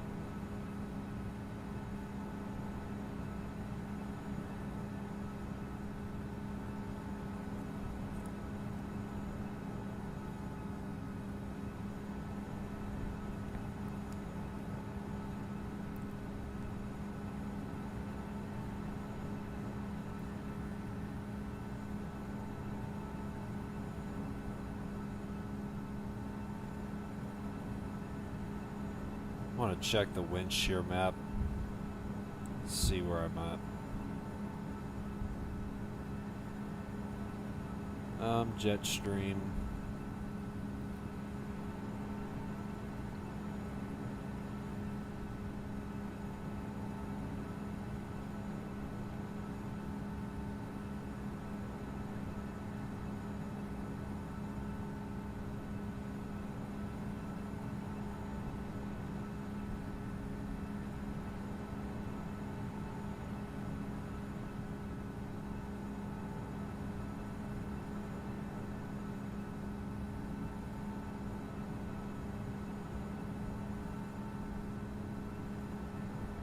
See this.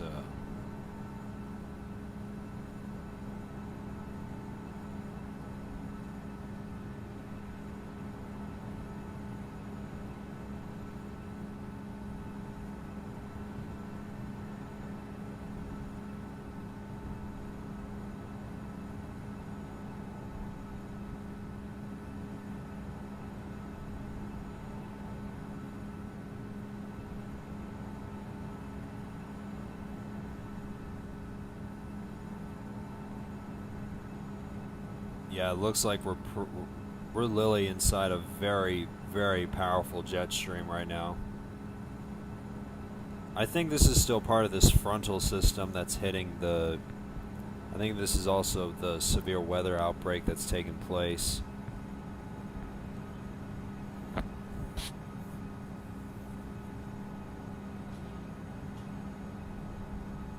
Find me on the map? Alright, let's see. Let's see if I can find you this time. I hope you popped up.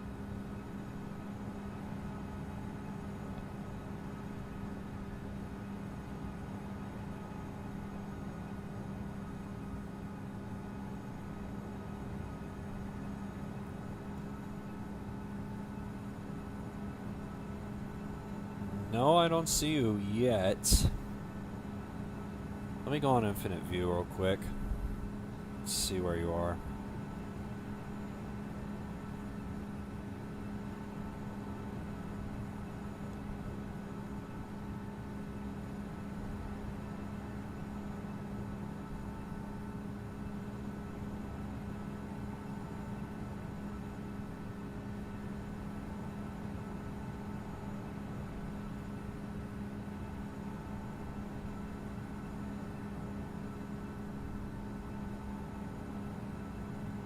Oh, you're near St. John's.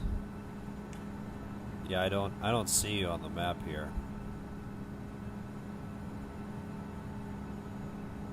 I'm kind of a little too far out to see you. Yeah, I don't see you on the map. But I did find you on infinite view though.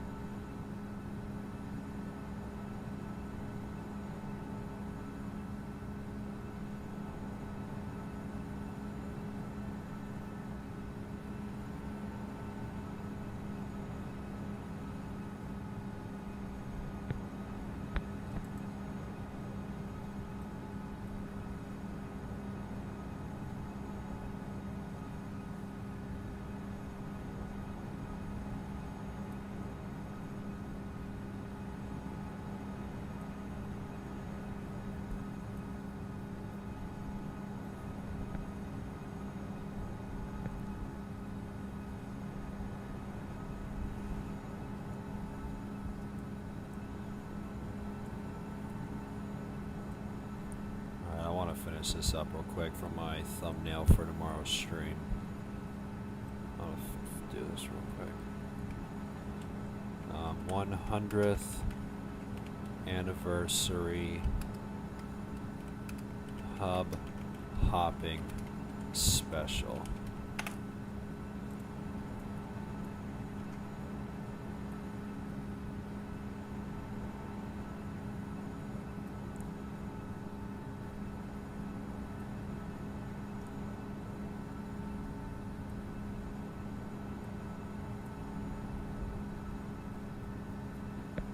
Alright, I think that's pretty much that. Alright, let's save it.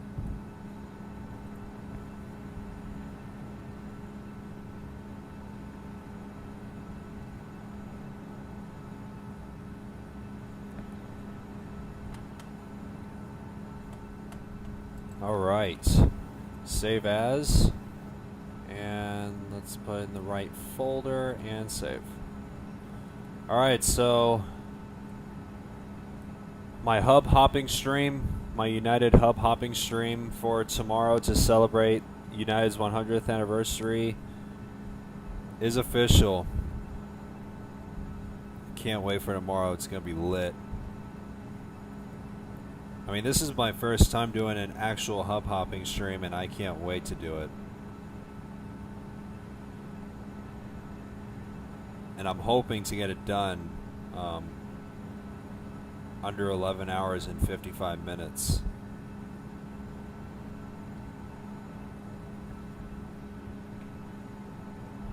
And hopefully the taxis for both takeoff and landing won't be so long though.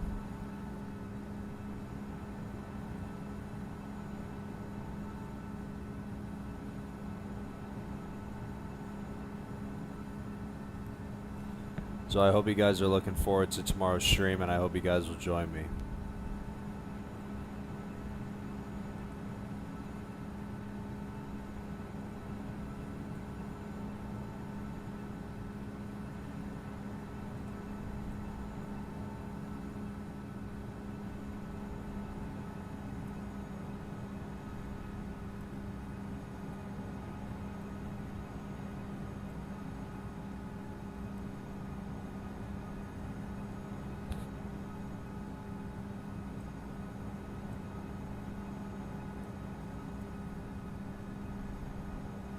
Those winds are crazy. Oh yeah, for sure.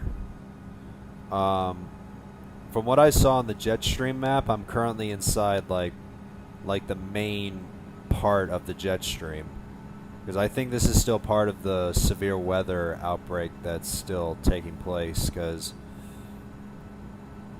where I am, I got pretty hit with like some heavy rain, and like an hour south from me there was a tornado that hit. So.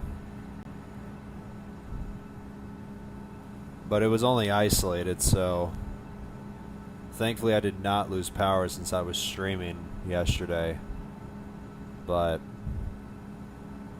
it was so rainy, like it was raining so much. I'm just grateful that I didn't lose power while I was streaming Houston to Lima yesterday.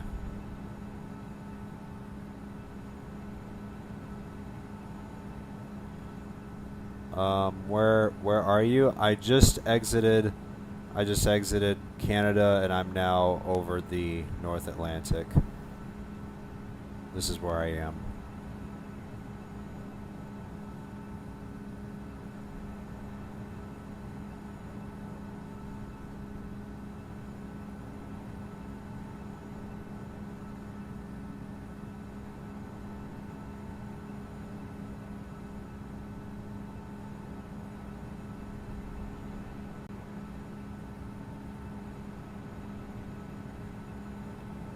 I honestly kind of want to increase my Mach speed, see what happens since the tailwind has died down a little bit.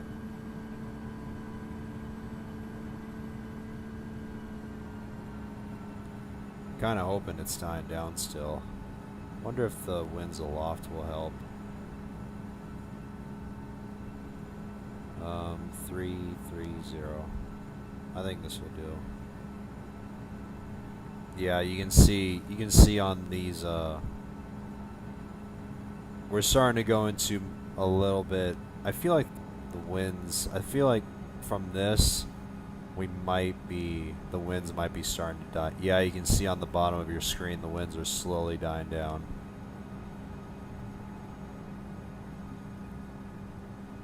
And eventually, once we pass the southern tip of Greenland, I bet the winds will be a lot more calmer. I mean, you guys can see on the bottom of your screen the winds are slowly dying down. But still, it's still pretty quite turbulent though.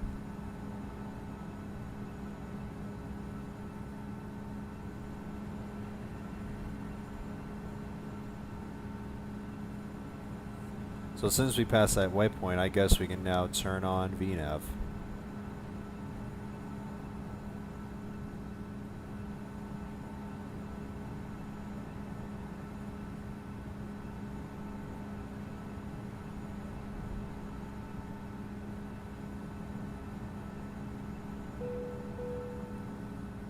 Thanks for reminding me.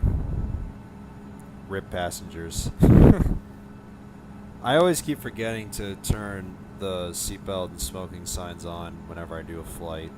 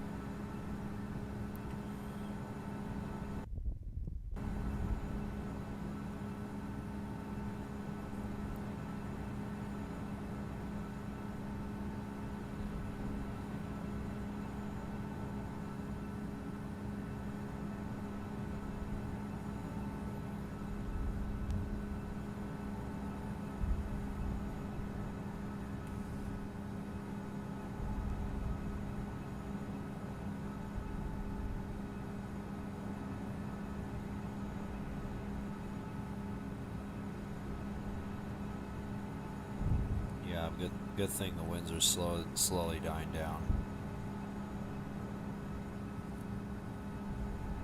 I wonder what's my weight. Alright.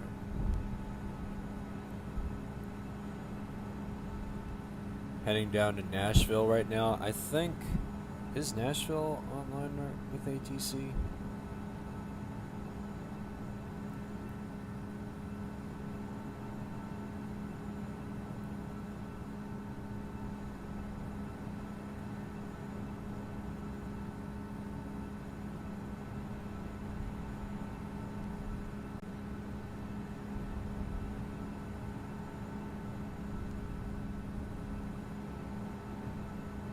Oh, there it is.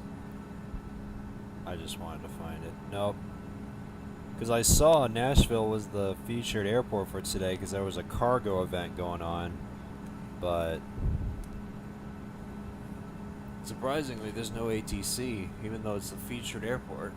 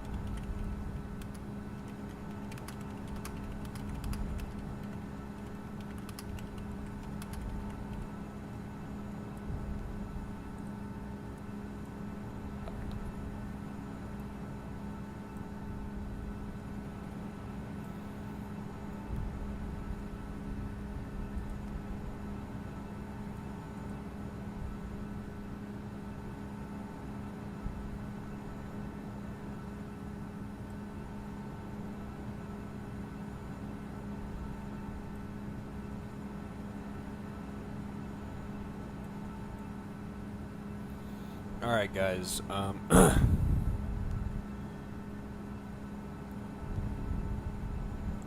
you got any routes in California for that list of United? You mean my 757-200 farewell tour? Cause since you said list, it's kind of made me refer to my 757-200 farewell tour.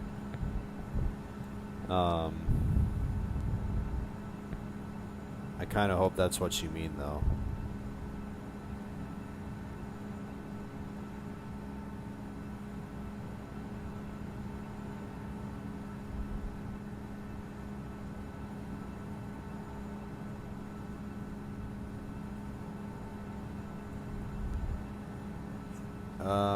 Can you find me? I'll find you. Hold on, let me go on Infinite View real quick. And I know your call sign is Air Canada 132. AC 132. Or Air Canada 132.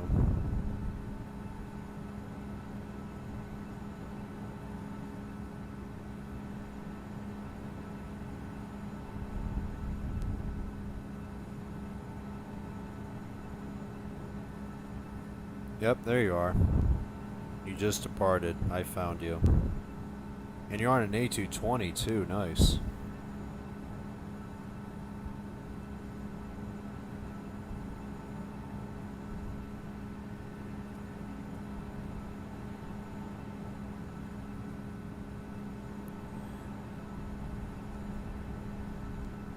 What you made for 30 days of United? Honestly,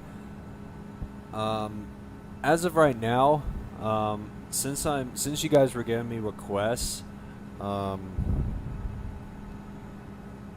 of right now, I don't have a proper list, but because of the requests you guys are giving me, it's given me good ideas to what to stream in the future for this series. I remember. I mentioned earlier that I will be doing Newark to, I think it's Montego Bay. I think that's what it's called for Max Monday. Not tomorrow since I'll be doing the hub hopping stream, but next Monday I'll be doing Newark Montego Bay. But and plus, I choose the routes depending on the ATC schedule.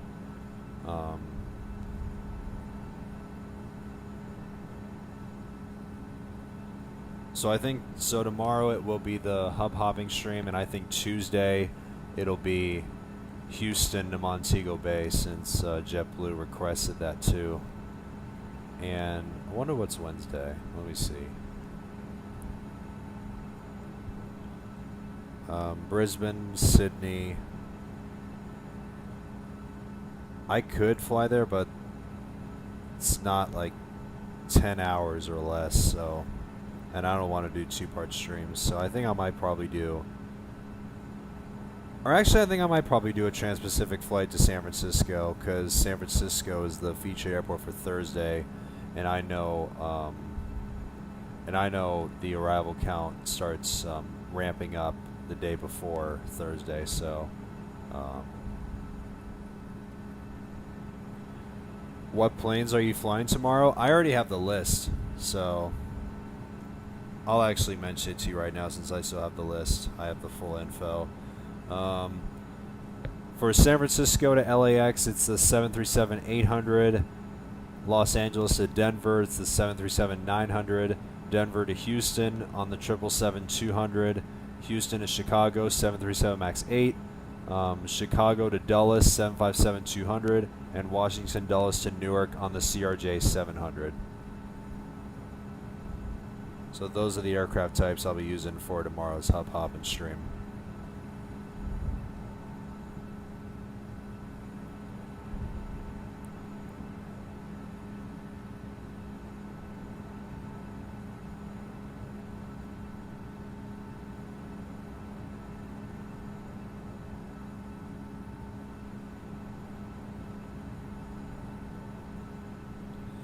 Could do Nadi to San Francisco. Oh yeah, that's a nice route. I like that.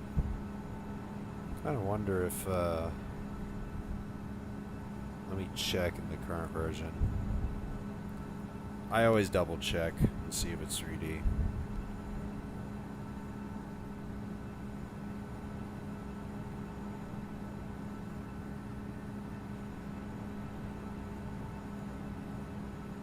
No, it's not 3D. But I wonder if it is on the beta version, though. Let me see.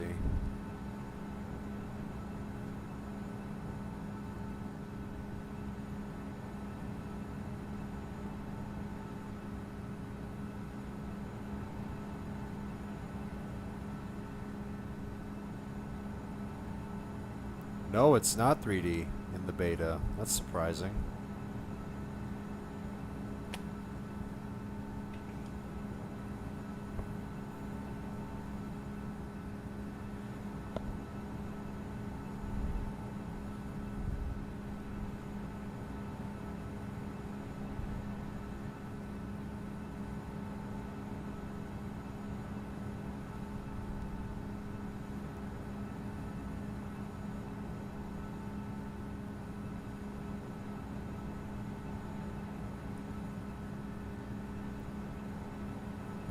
Oh, Papiti, yeah.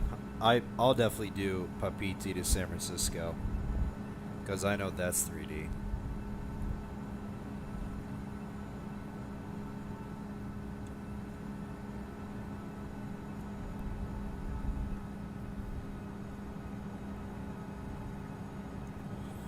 You should make an American Airlines schedule for 30 days of American. That would be cool.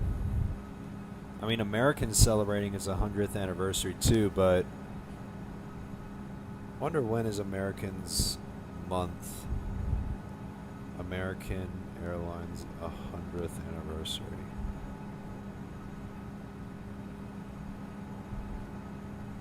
Oh, frig, it's the same month as United. It's April 15th.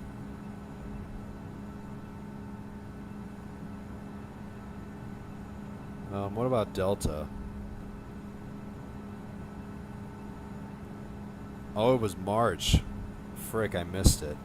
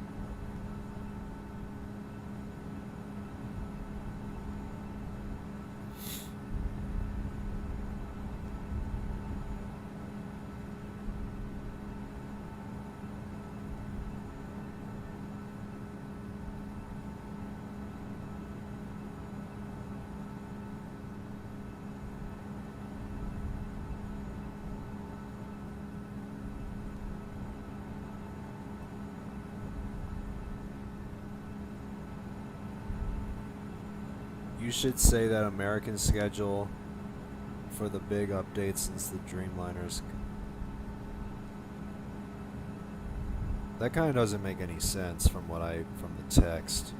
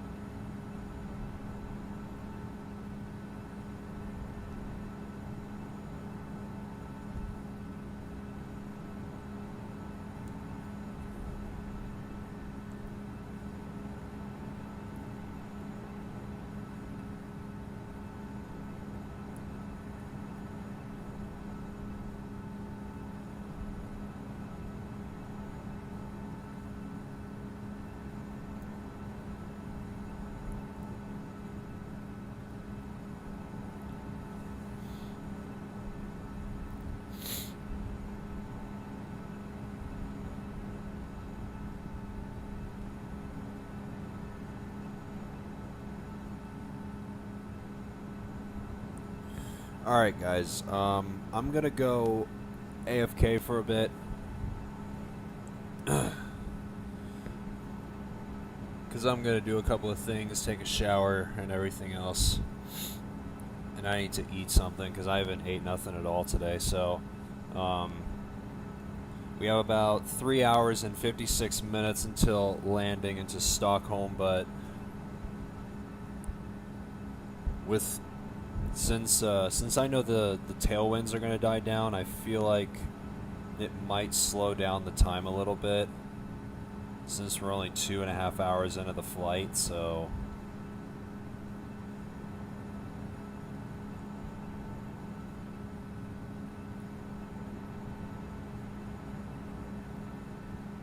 of course I'm going to leave you guys with the engine view, of course. So yeah, I'll probably be back an hour before landing into Stockholm,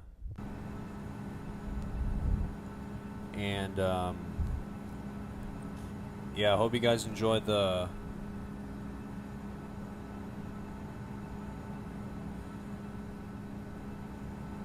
so yeah, I'll be back guys in about, I should say, 3 hours or so. But I might be back sooner. So yeah, enjoy the engine view guys, and yeah, I'll be back in about 3 hours or so.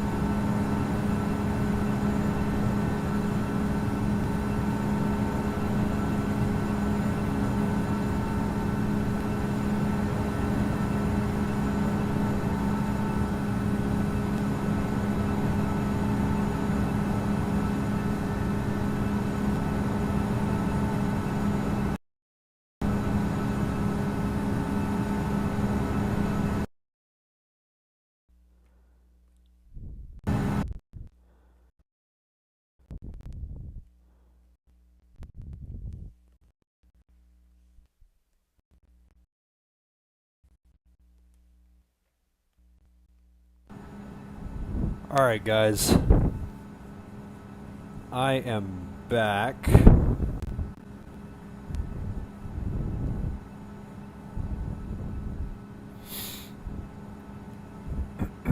And we are now just under an hour away from landing.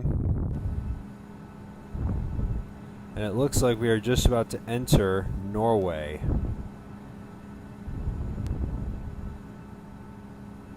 And then we'll be crossing the border and into Sweden.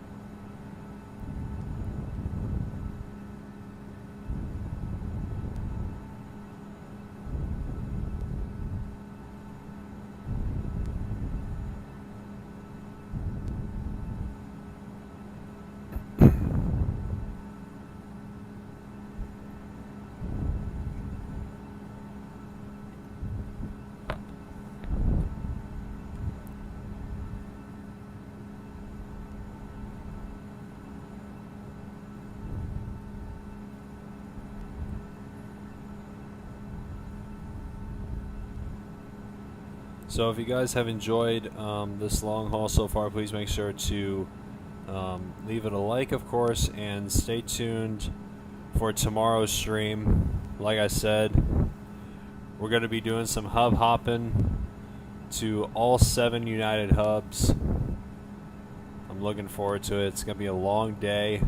Like I said, 6 flights, and I'm hoping I'll be able to get it done under 11 hours and 55 minutes, which is the maximum time for a YouTube stream, of course.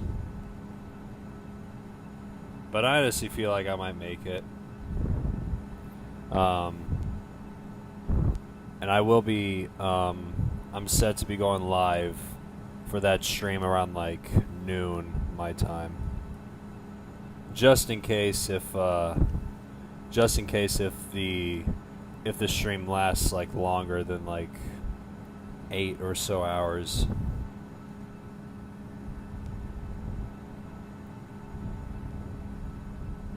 But we're gonna see how long the taxi times for both takeoffs and landings are gonna be.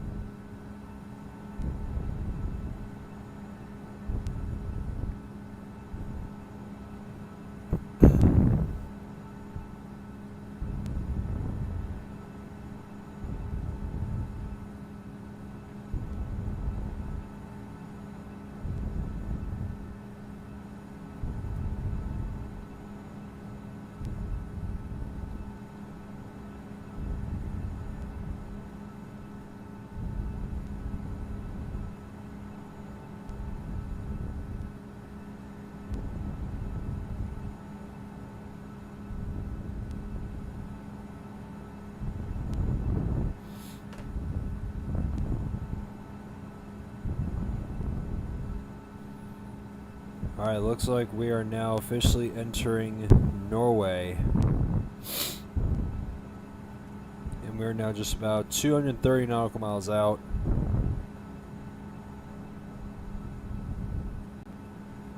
And what are the winds? 20 knots again? Another crosswind? Jesus. How many times do I have to do a frickin' crosswind? I think this is like...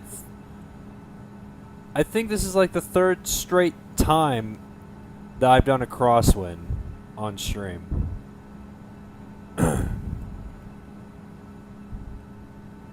Because on...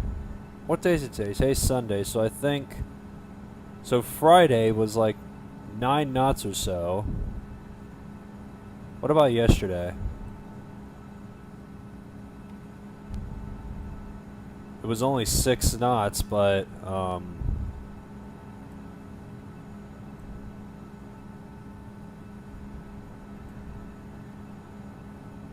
don't think I calibrated, which is why I dropped on short final there. But hopefully, I don't even know what the landing's gonna be like this time, because it's 20 knots. So this is gonna be interesting to see. This is gonna be interesting on how this landing will pay out.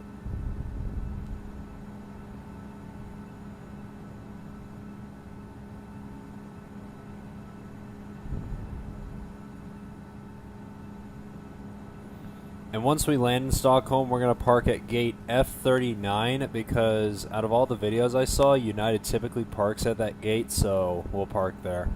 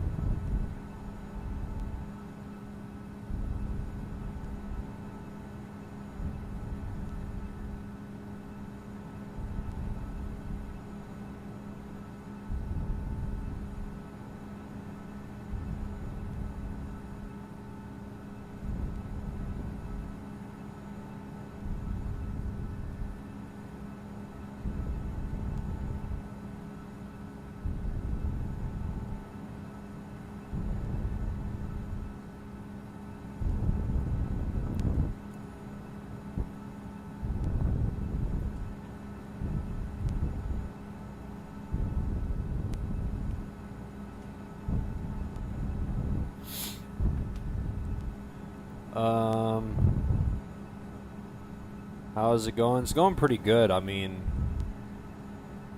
I was literally rewatching back the stream, and of course the flight was pretty turbulent on some occasions.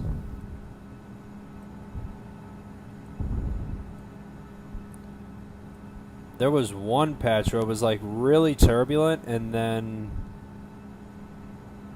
like just a minute later it all calmed down. Was it before I passed Iceland? Yeah, it was like before I passed Iceland. That's when it happened.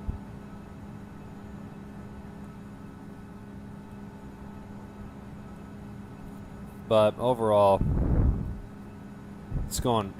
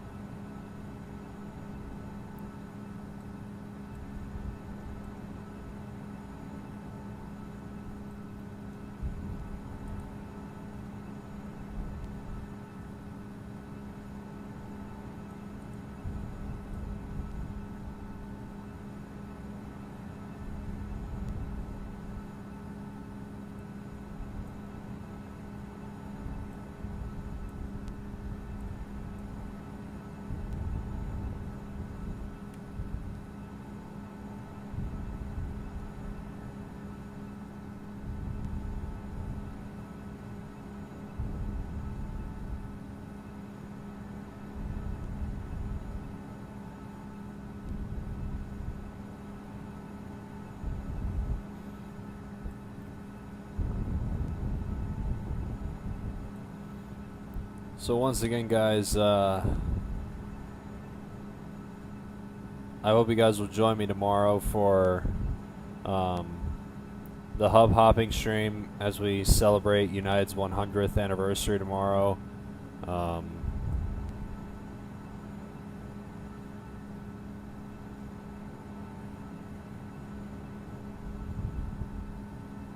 And I think on Tuesday I'm gonna do Houston to Montego Bay, which was requested by JetBlue earlier in the stream. And I think on Wednesday, I think I'll most likely do a Trans-Pacific flight to San Francisco because it's the featured airport for Thursday. And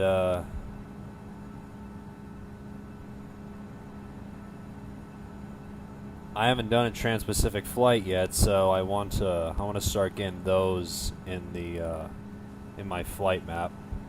And speaking of that, I actually want to go to GC Map right now, and I want to update it because it's been a while since I've last updated my flight map and posted it on the IFC.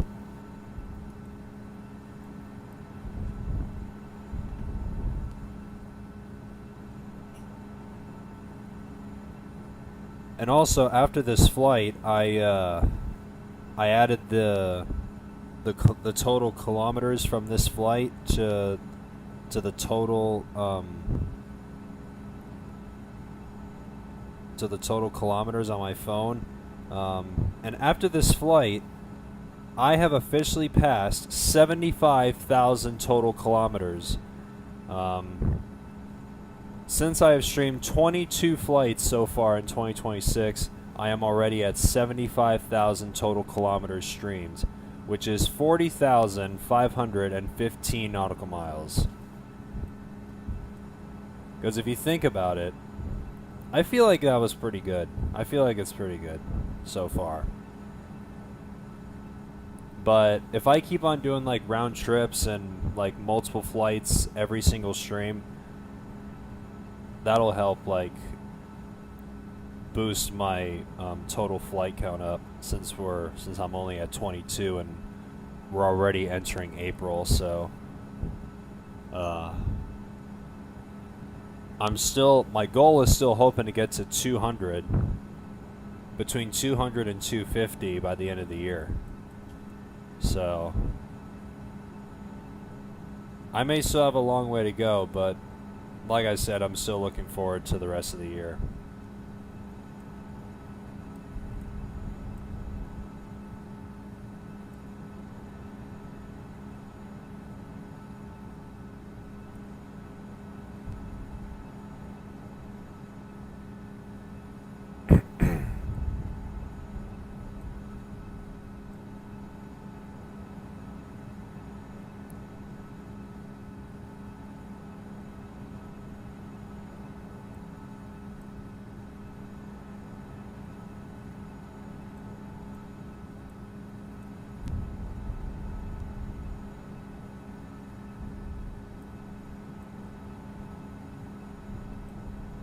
See if there's anything new in the blogs for him.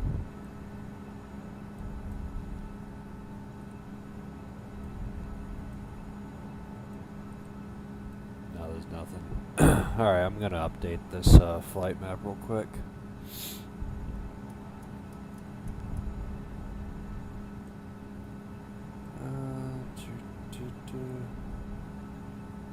Alright.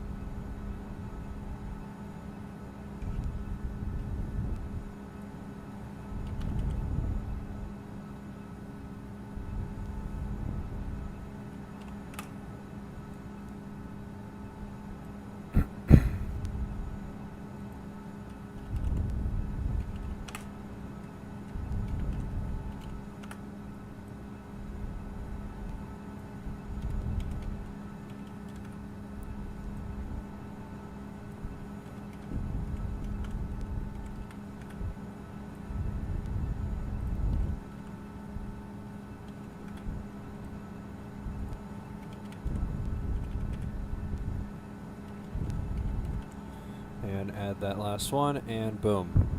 Just wait for this to load.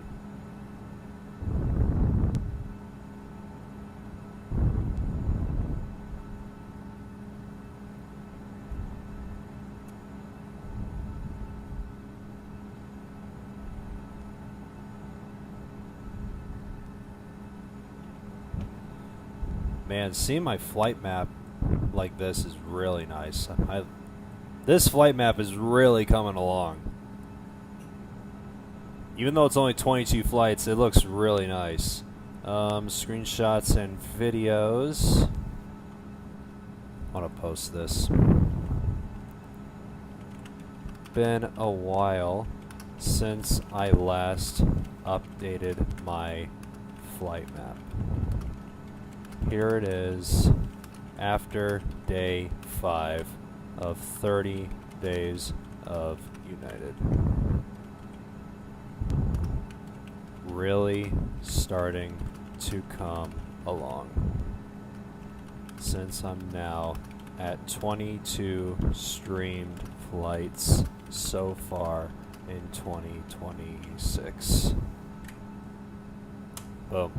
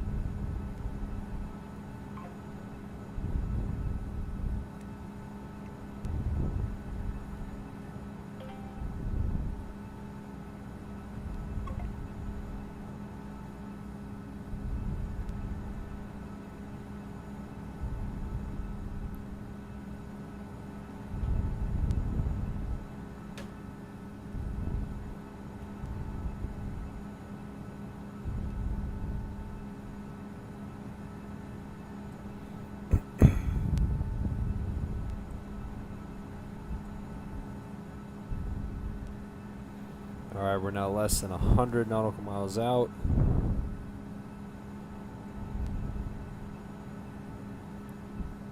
Yeah, there isn't that many people.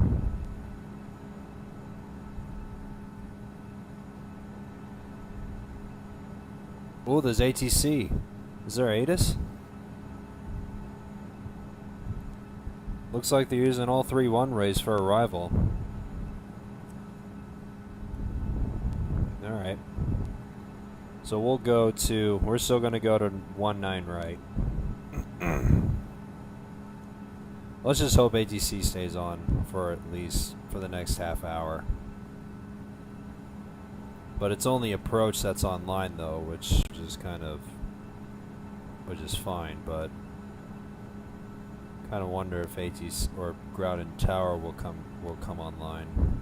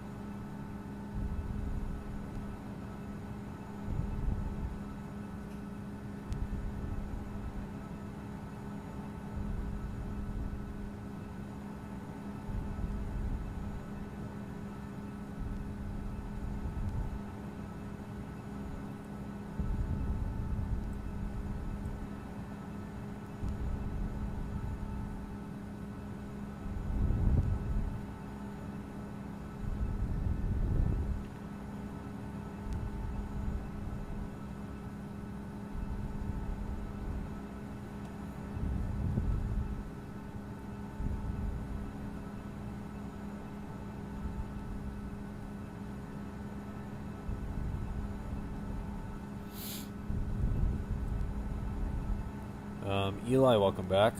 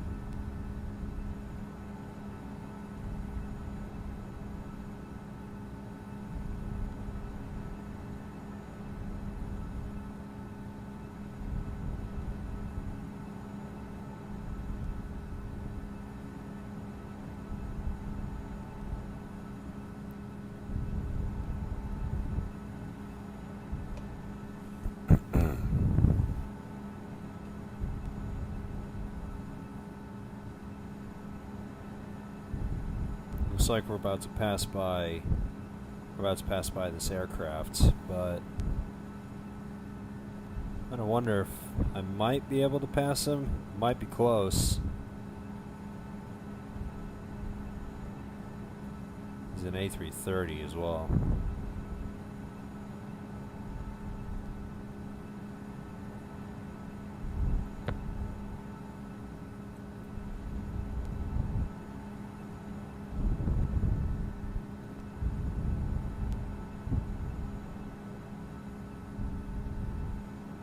mean, I'm going a lot faster than him, so... I feel like it might be close.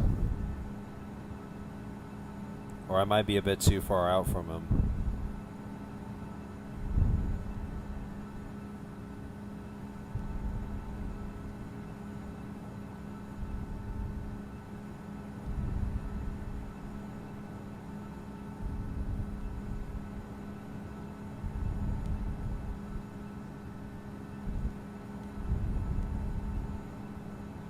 No, I'm not going to see him. It's alright.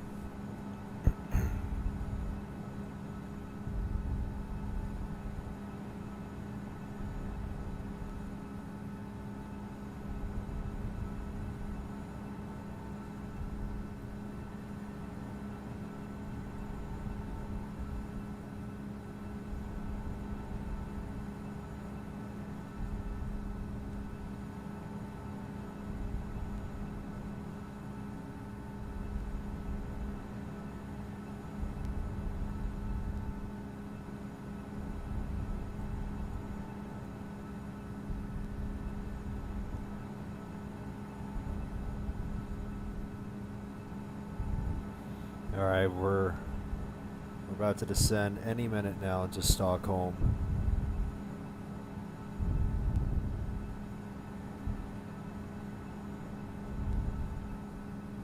I honestly kind of feel like AGC might go offline here, since there's really no one at Stockholm right now. It's just these two aircraft, but they're not actual players.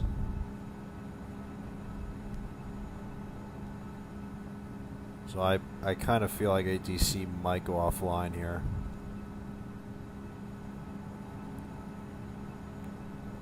I mean, if they do end up going offline, it's fine. I mean, I wasn't really expecting ATC to be online anyway, because I felt like doing this route.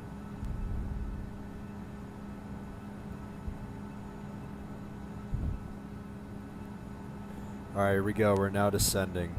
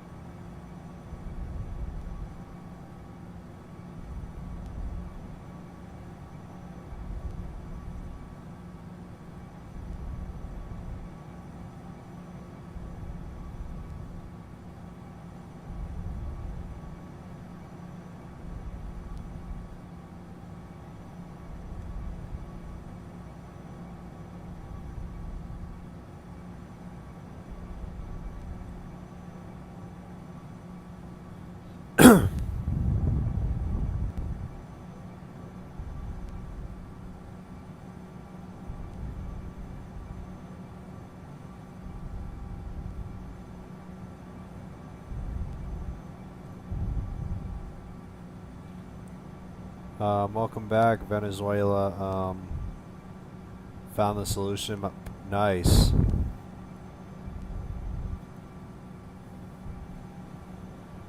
That's glad that you managed to fix the issue while you try to play Microsoft Flight Sim.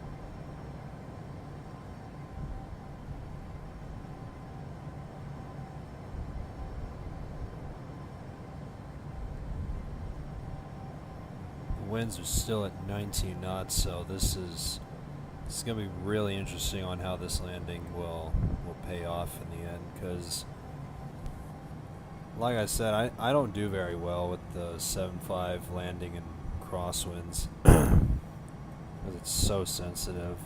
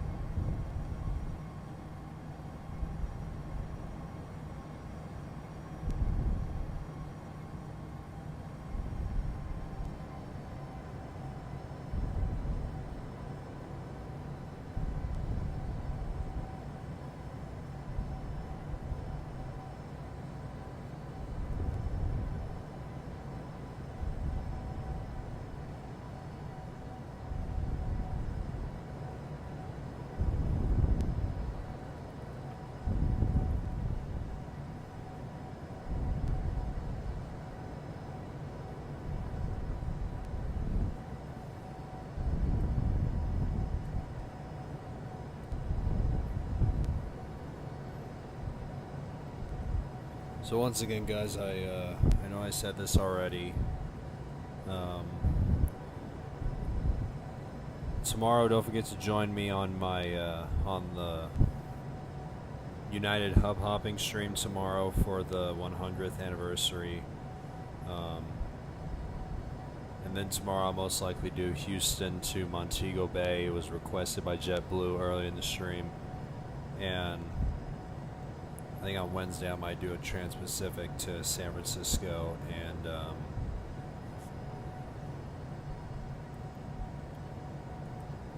what featured airport is for Friday? I hope there's something good.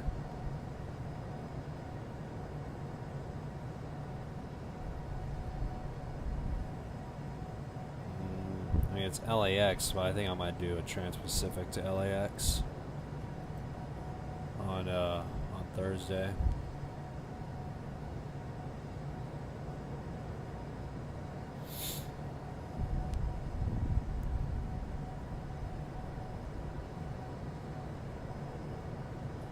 Alright, let's tune into approach. Stockholm control approach. United 68, with you at 8. United 68, radar contact. Stay approach request. Let's just do a GPS because there's really no one there. United 68 is 12 nautical miles southwest of Avesta Rembo at 17,700 feet. Requesting GPS approach runway 19 right at Stockholm Arlanda.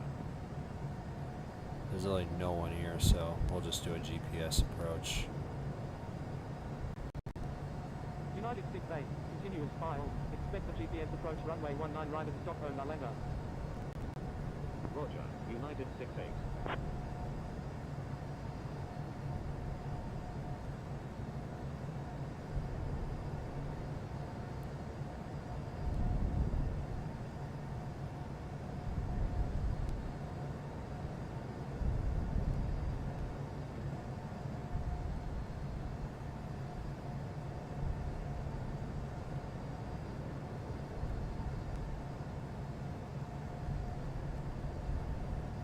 Looks like a couple of people just spawned in.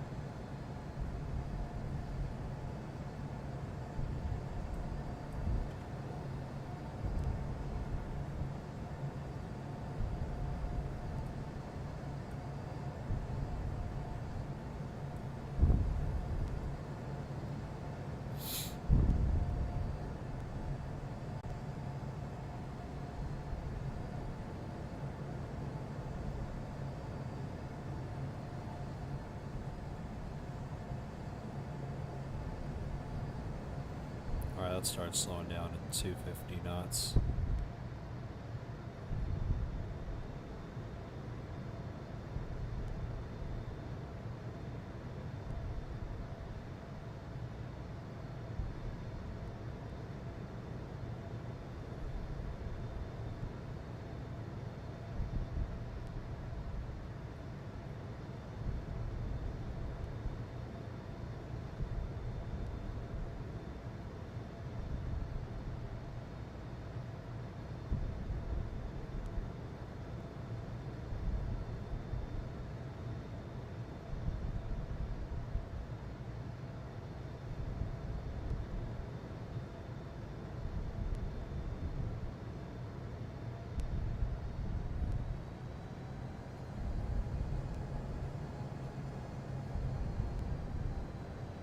It's nice to do 240.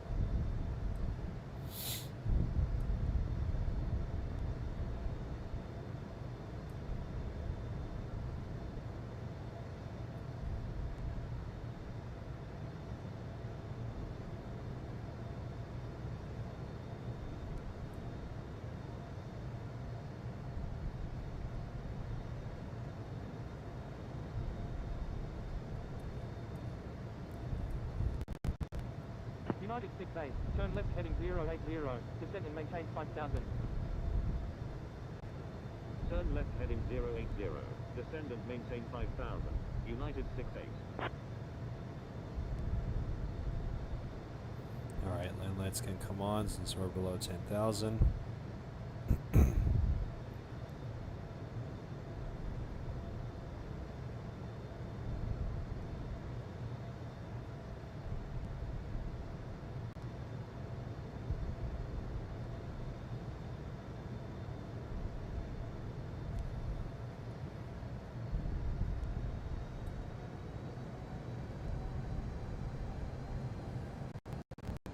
Scandinavian 55, you're in an active airspace. Please contact Stockholm Control approach on 120.15. Stockholm Control approach, Scandinavian 55, with you at 1200. Scandinavian 55, radar contact.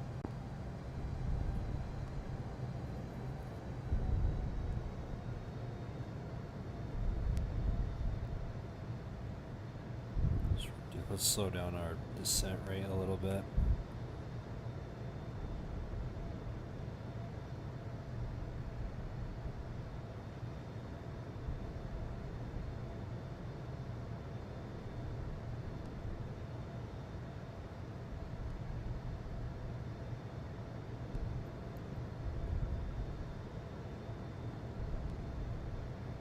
I kind of feel like ATC is setting me up for a longer final here.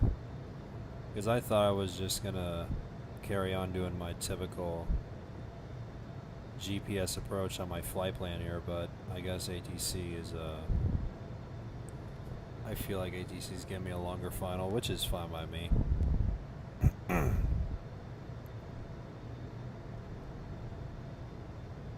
I have no problem with that.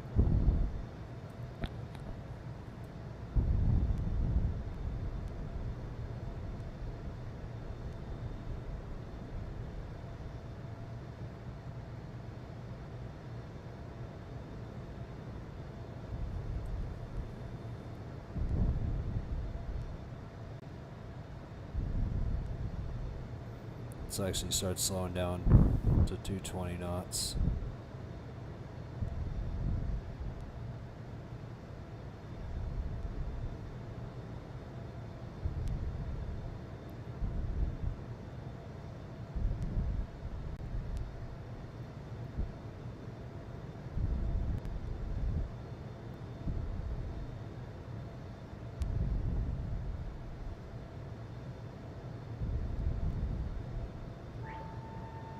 United 6-8, reduce speed to 210 knots.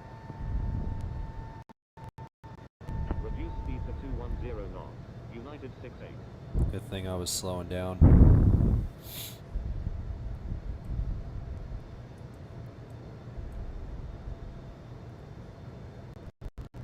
United 6-8, turn right heading 090, descend and maintain 4000. Turn right heading 090. Descend and maintain 4000. United 6-8.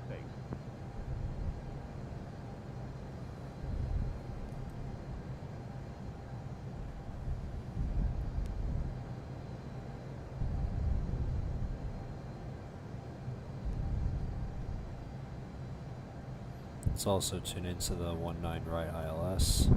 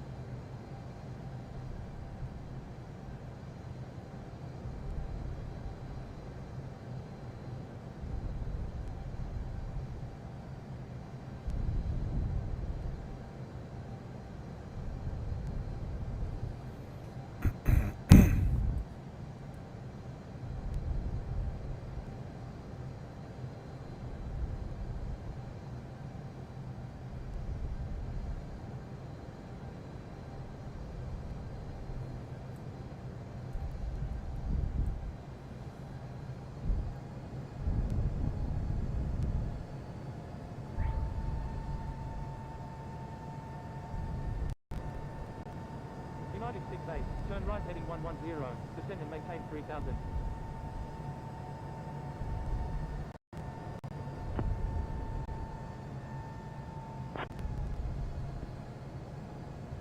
Pin 16, radar contact. Continue as filed. United 6-8.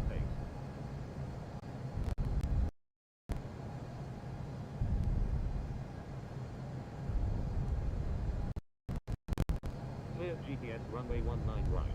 United 6-8. United 6-8, contact Stockholm Arlanda traffic on 122.8. Let's go to the traffic frequency. Contacting Stockholm Arlanda traffic on 122.8. United 6-8.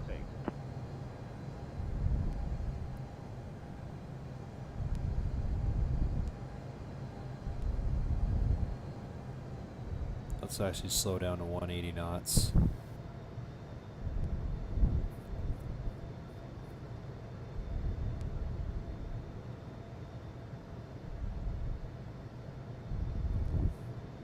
Alright, let's manually turn here.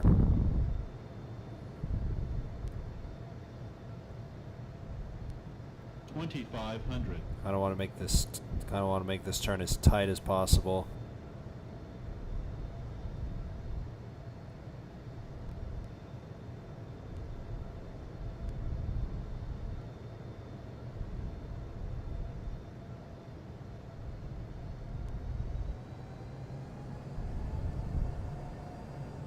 Alright, let's turn on APPR.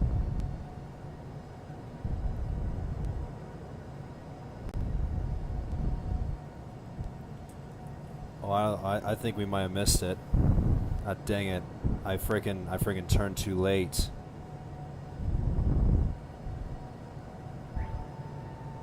We missed the glide slope. Alright, here's what I'm gonna do. I'm gonna do this manually.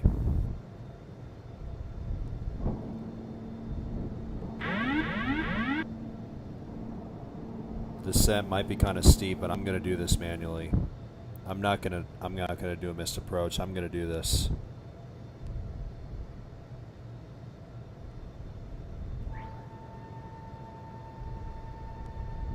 Stockholm Arlanda traffic. United 68 is on final. Runway 19 right. Do I have everything? Okay, I do.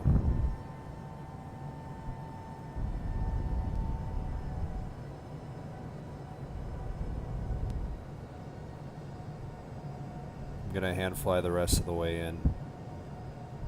I'm also gonna grab the rudder too, 1,000. just to watch the winds.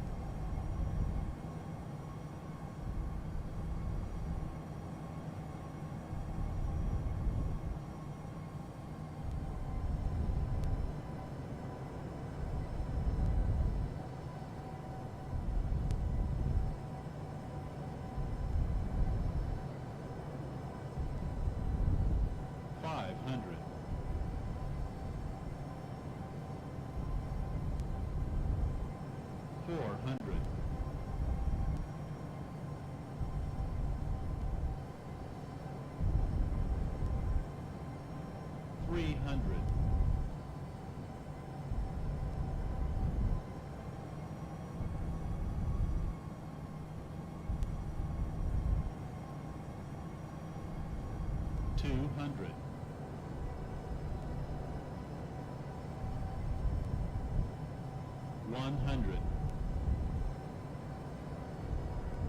50, 40, 20, 10.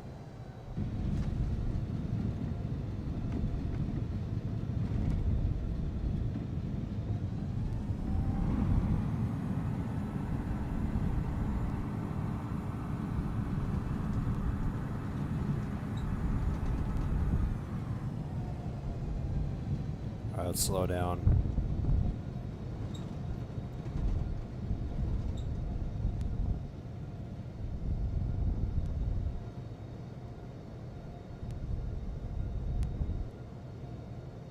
I felt like that landing wasn't bad. I just wanted to try and focus and keep it on center line as much as I can.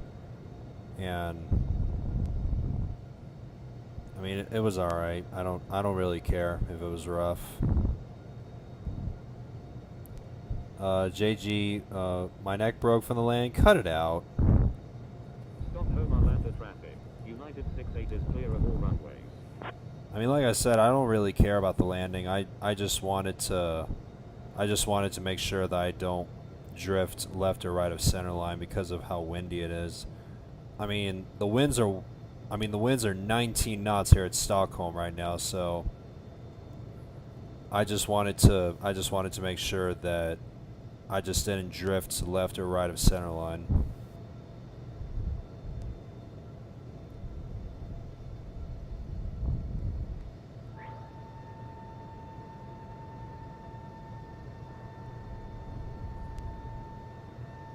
Show me that's off.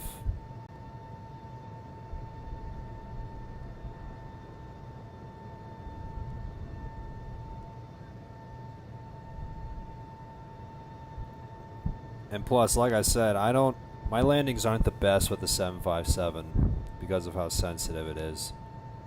So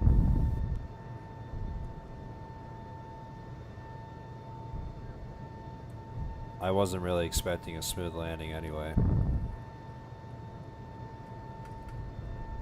What's my descent rate? Let's see.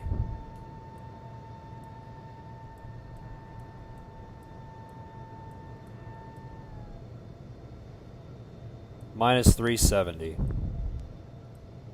Minus 370. It's decent, but kind of felt like I flared a bit too late while I was trying to keep the aircraft on center line.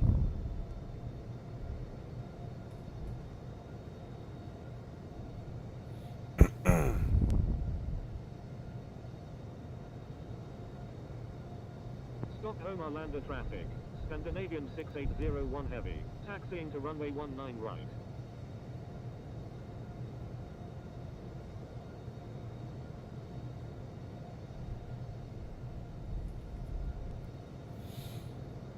Man, I'm getting tired, guys.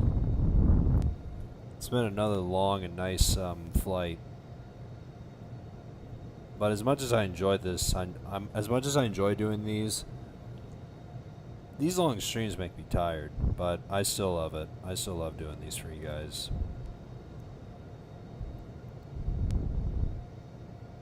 And don't forget, guys, tomorrow,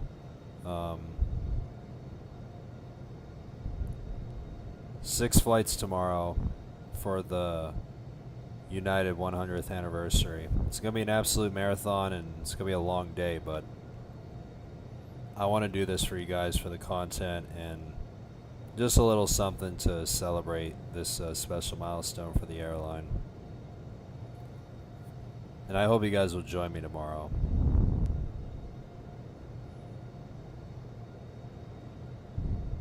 And I think I mentioned this already. I might probably start the stream at around like noon-ish.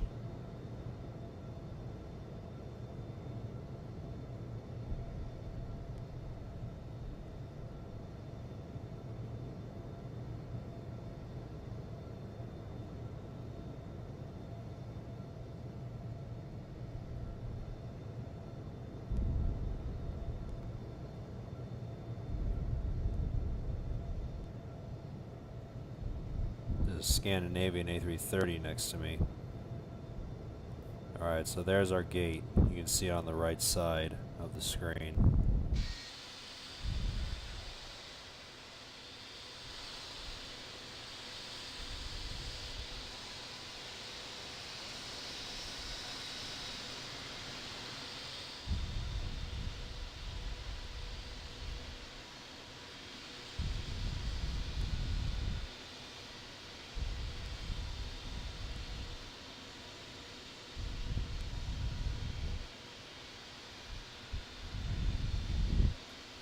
Let's go to the left taxiway on this gate.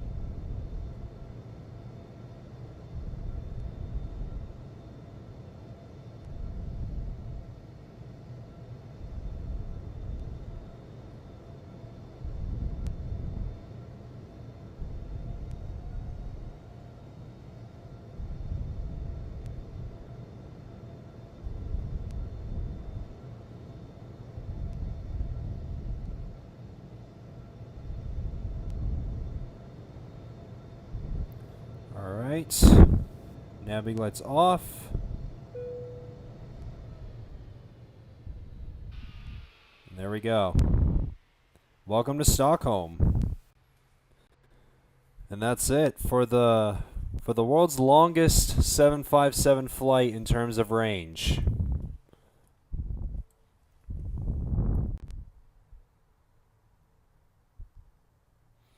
That was another nice flight. So guys, I think that's going to pretty much wrap it up for this flight. Eventually I will be doing the return flight back, which is even longer than this one. But I'm going to be taking a bit of a breather from the 757. As much as I love it, this is now my 3rd straight stream of doing 757 flights, and I wanna switch things up a little bit and doing different flights with different United aircraft. Just like I mentioned next week, we're gonna be doing the United hub hopping, and we're gonna be using several different United aircraft. for that stream, and then yeah, like I said, throughout next week, I just want to do Stockholm Arlanda traffic. Scandinavian 6801 heavy is I mean, like I said, I just want to do flights with different United aircraft, and I'll eventually get back into doing some more 757 routes. So, but anyway, that's going to pretty much wrap it up for this long haul. I hope you guys have enjoyed it. If you did, please make sure to leave it a like. How was the landing? It was decent. It was just that the winds were 19 knots, and I wasn't really expecting a smooth touchdown anyway. I mean, my descent rate was minus 370, and I just wasn't expecting a smooth touchdown anyway. I just wanted to try and keep the aircraft right on center line and prevent the wind from drifting me off center line. So it was decent. It wasn't the best, but it was all right. But anyway, thank you guys so much for watching this long haul. And don't forget, tomorrow is United's 100th anniversary, and we're going to be doing some hub hopping. 6 flights to all 7 United hubs. It's going to be a long stream, and I'm looking forward to it, and I hope you guys will join me. And expect me to go live at around like noon, like 12 o'clock Eastern time. So hope you guys will see you there. Thank you guys so much for watching this long haul, and I will see you guys tomorrow for United's 100th anniversary. Good night.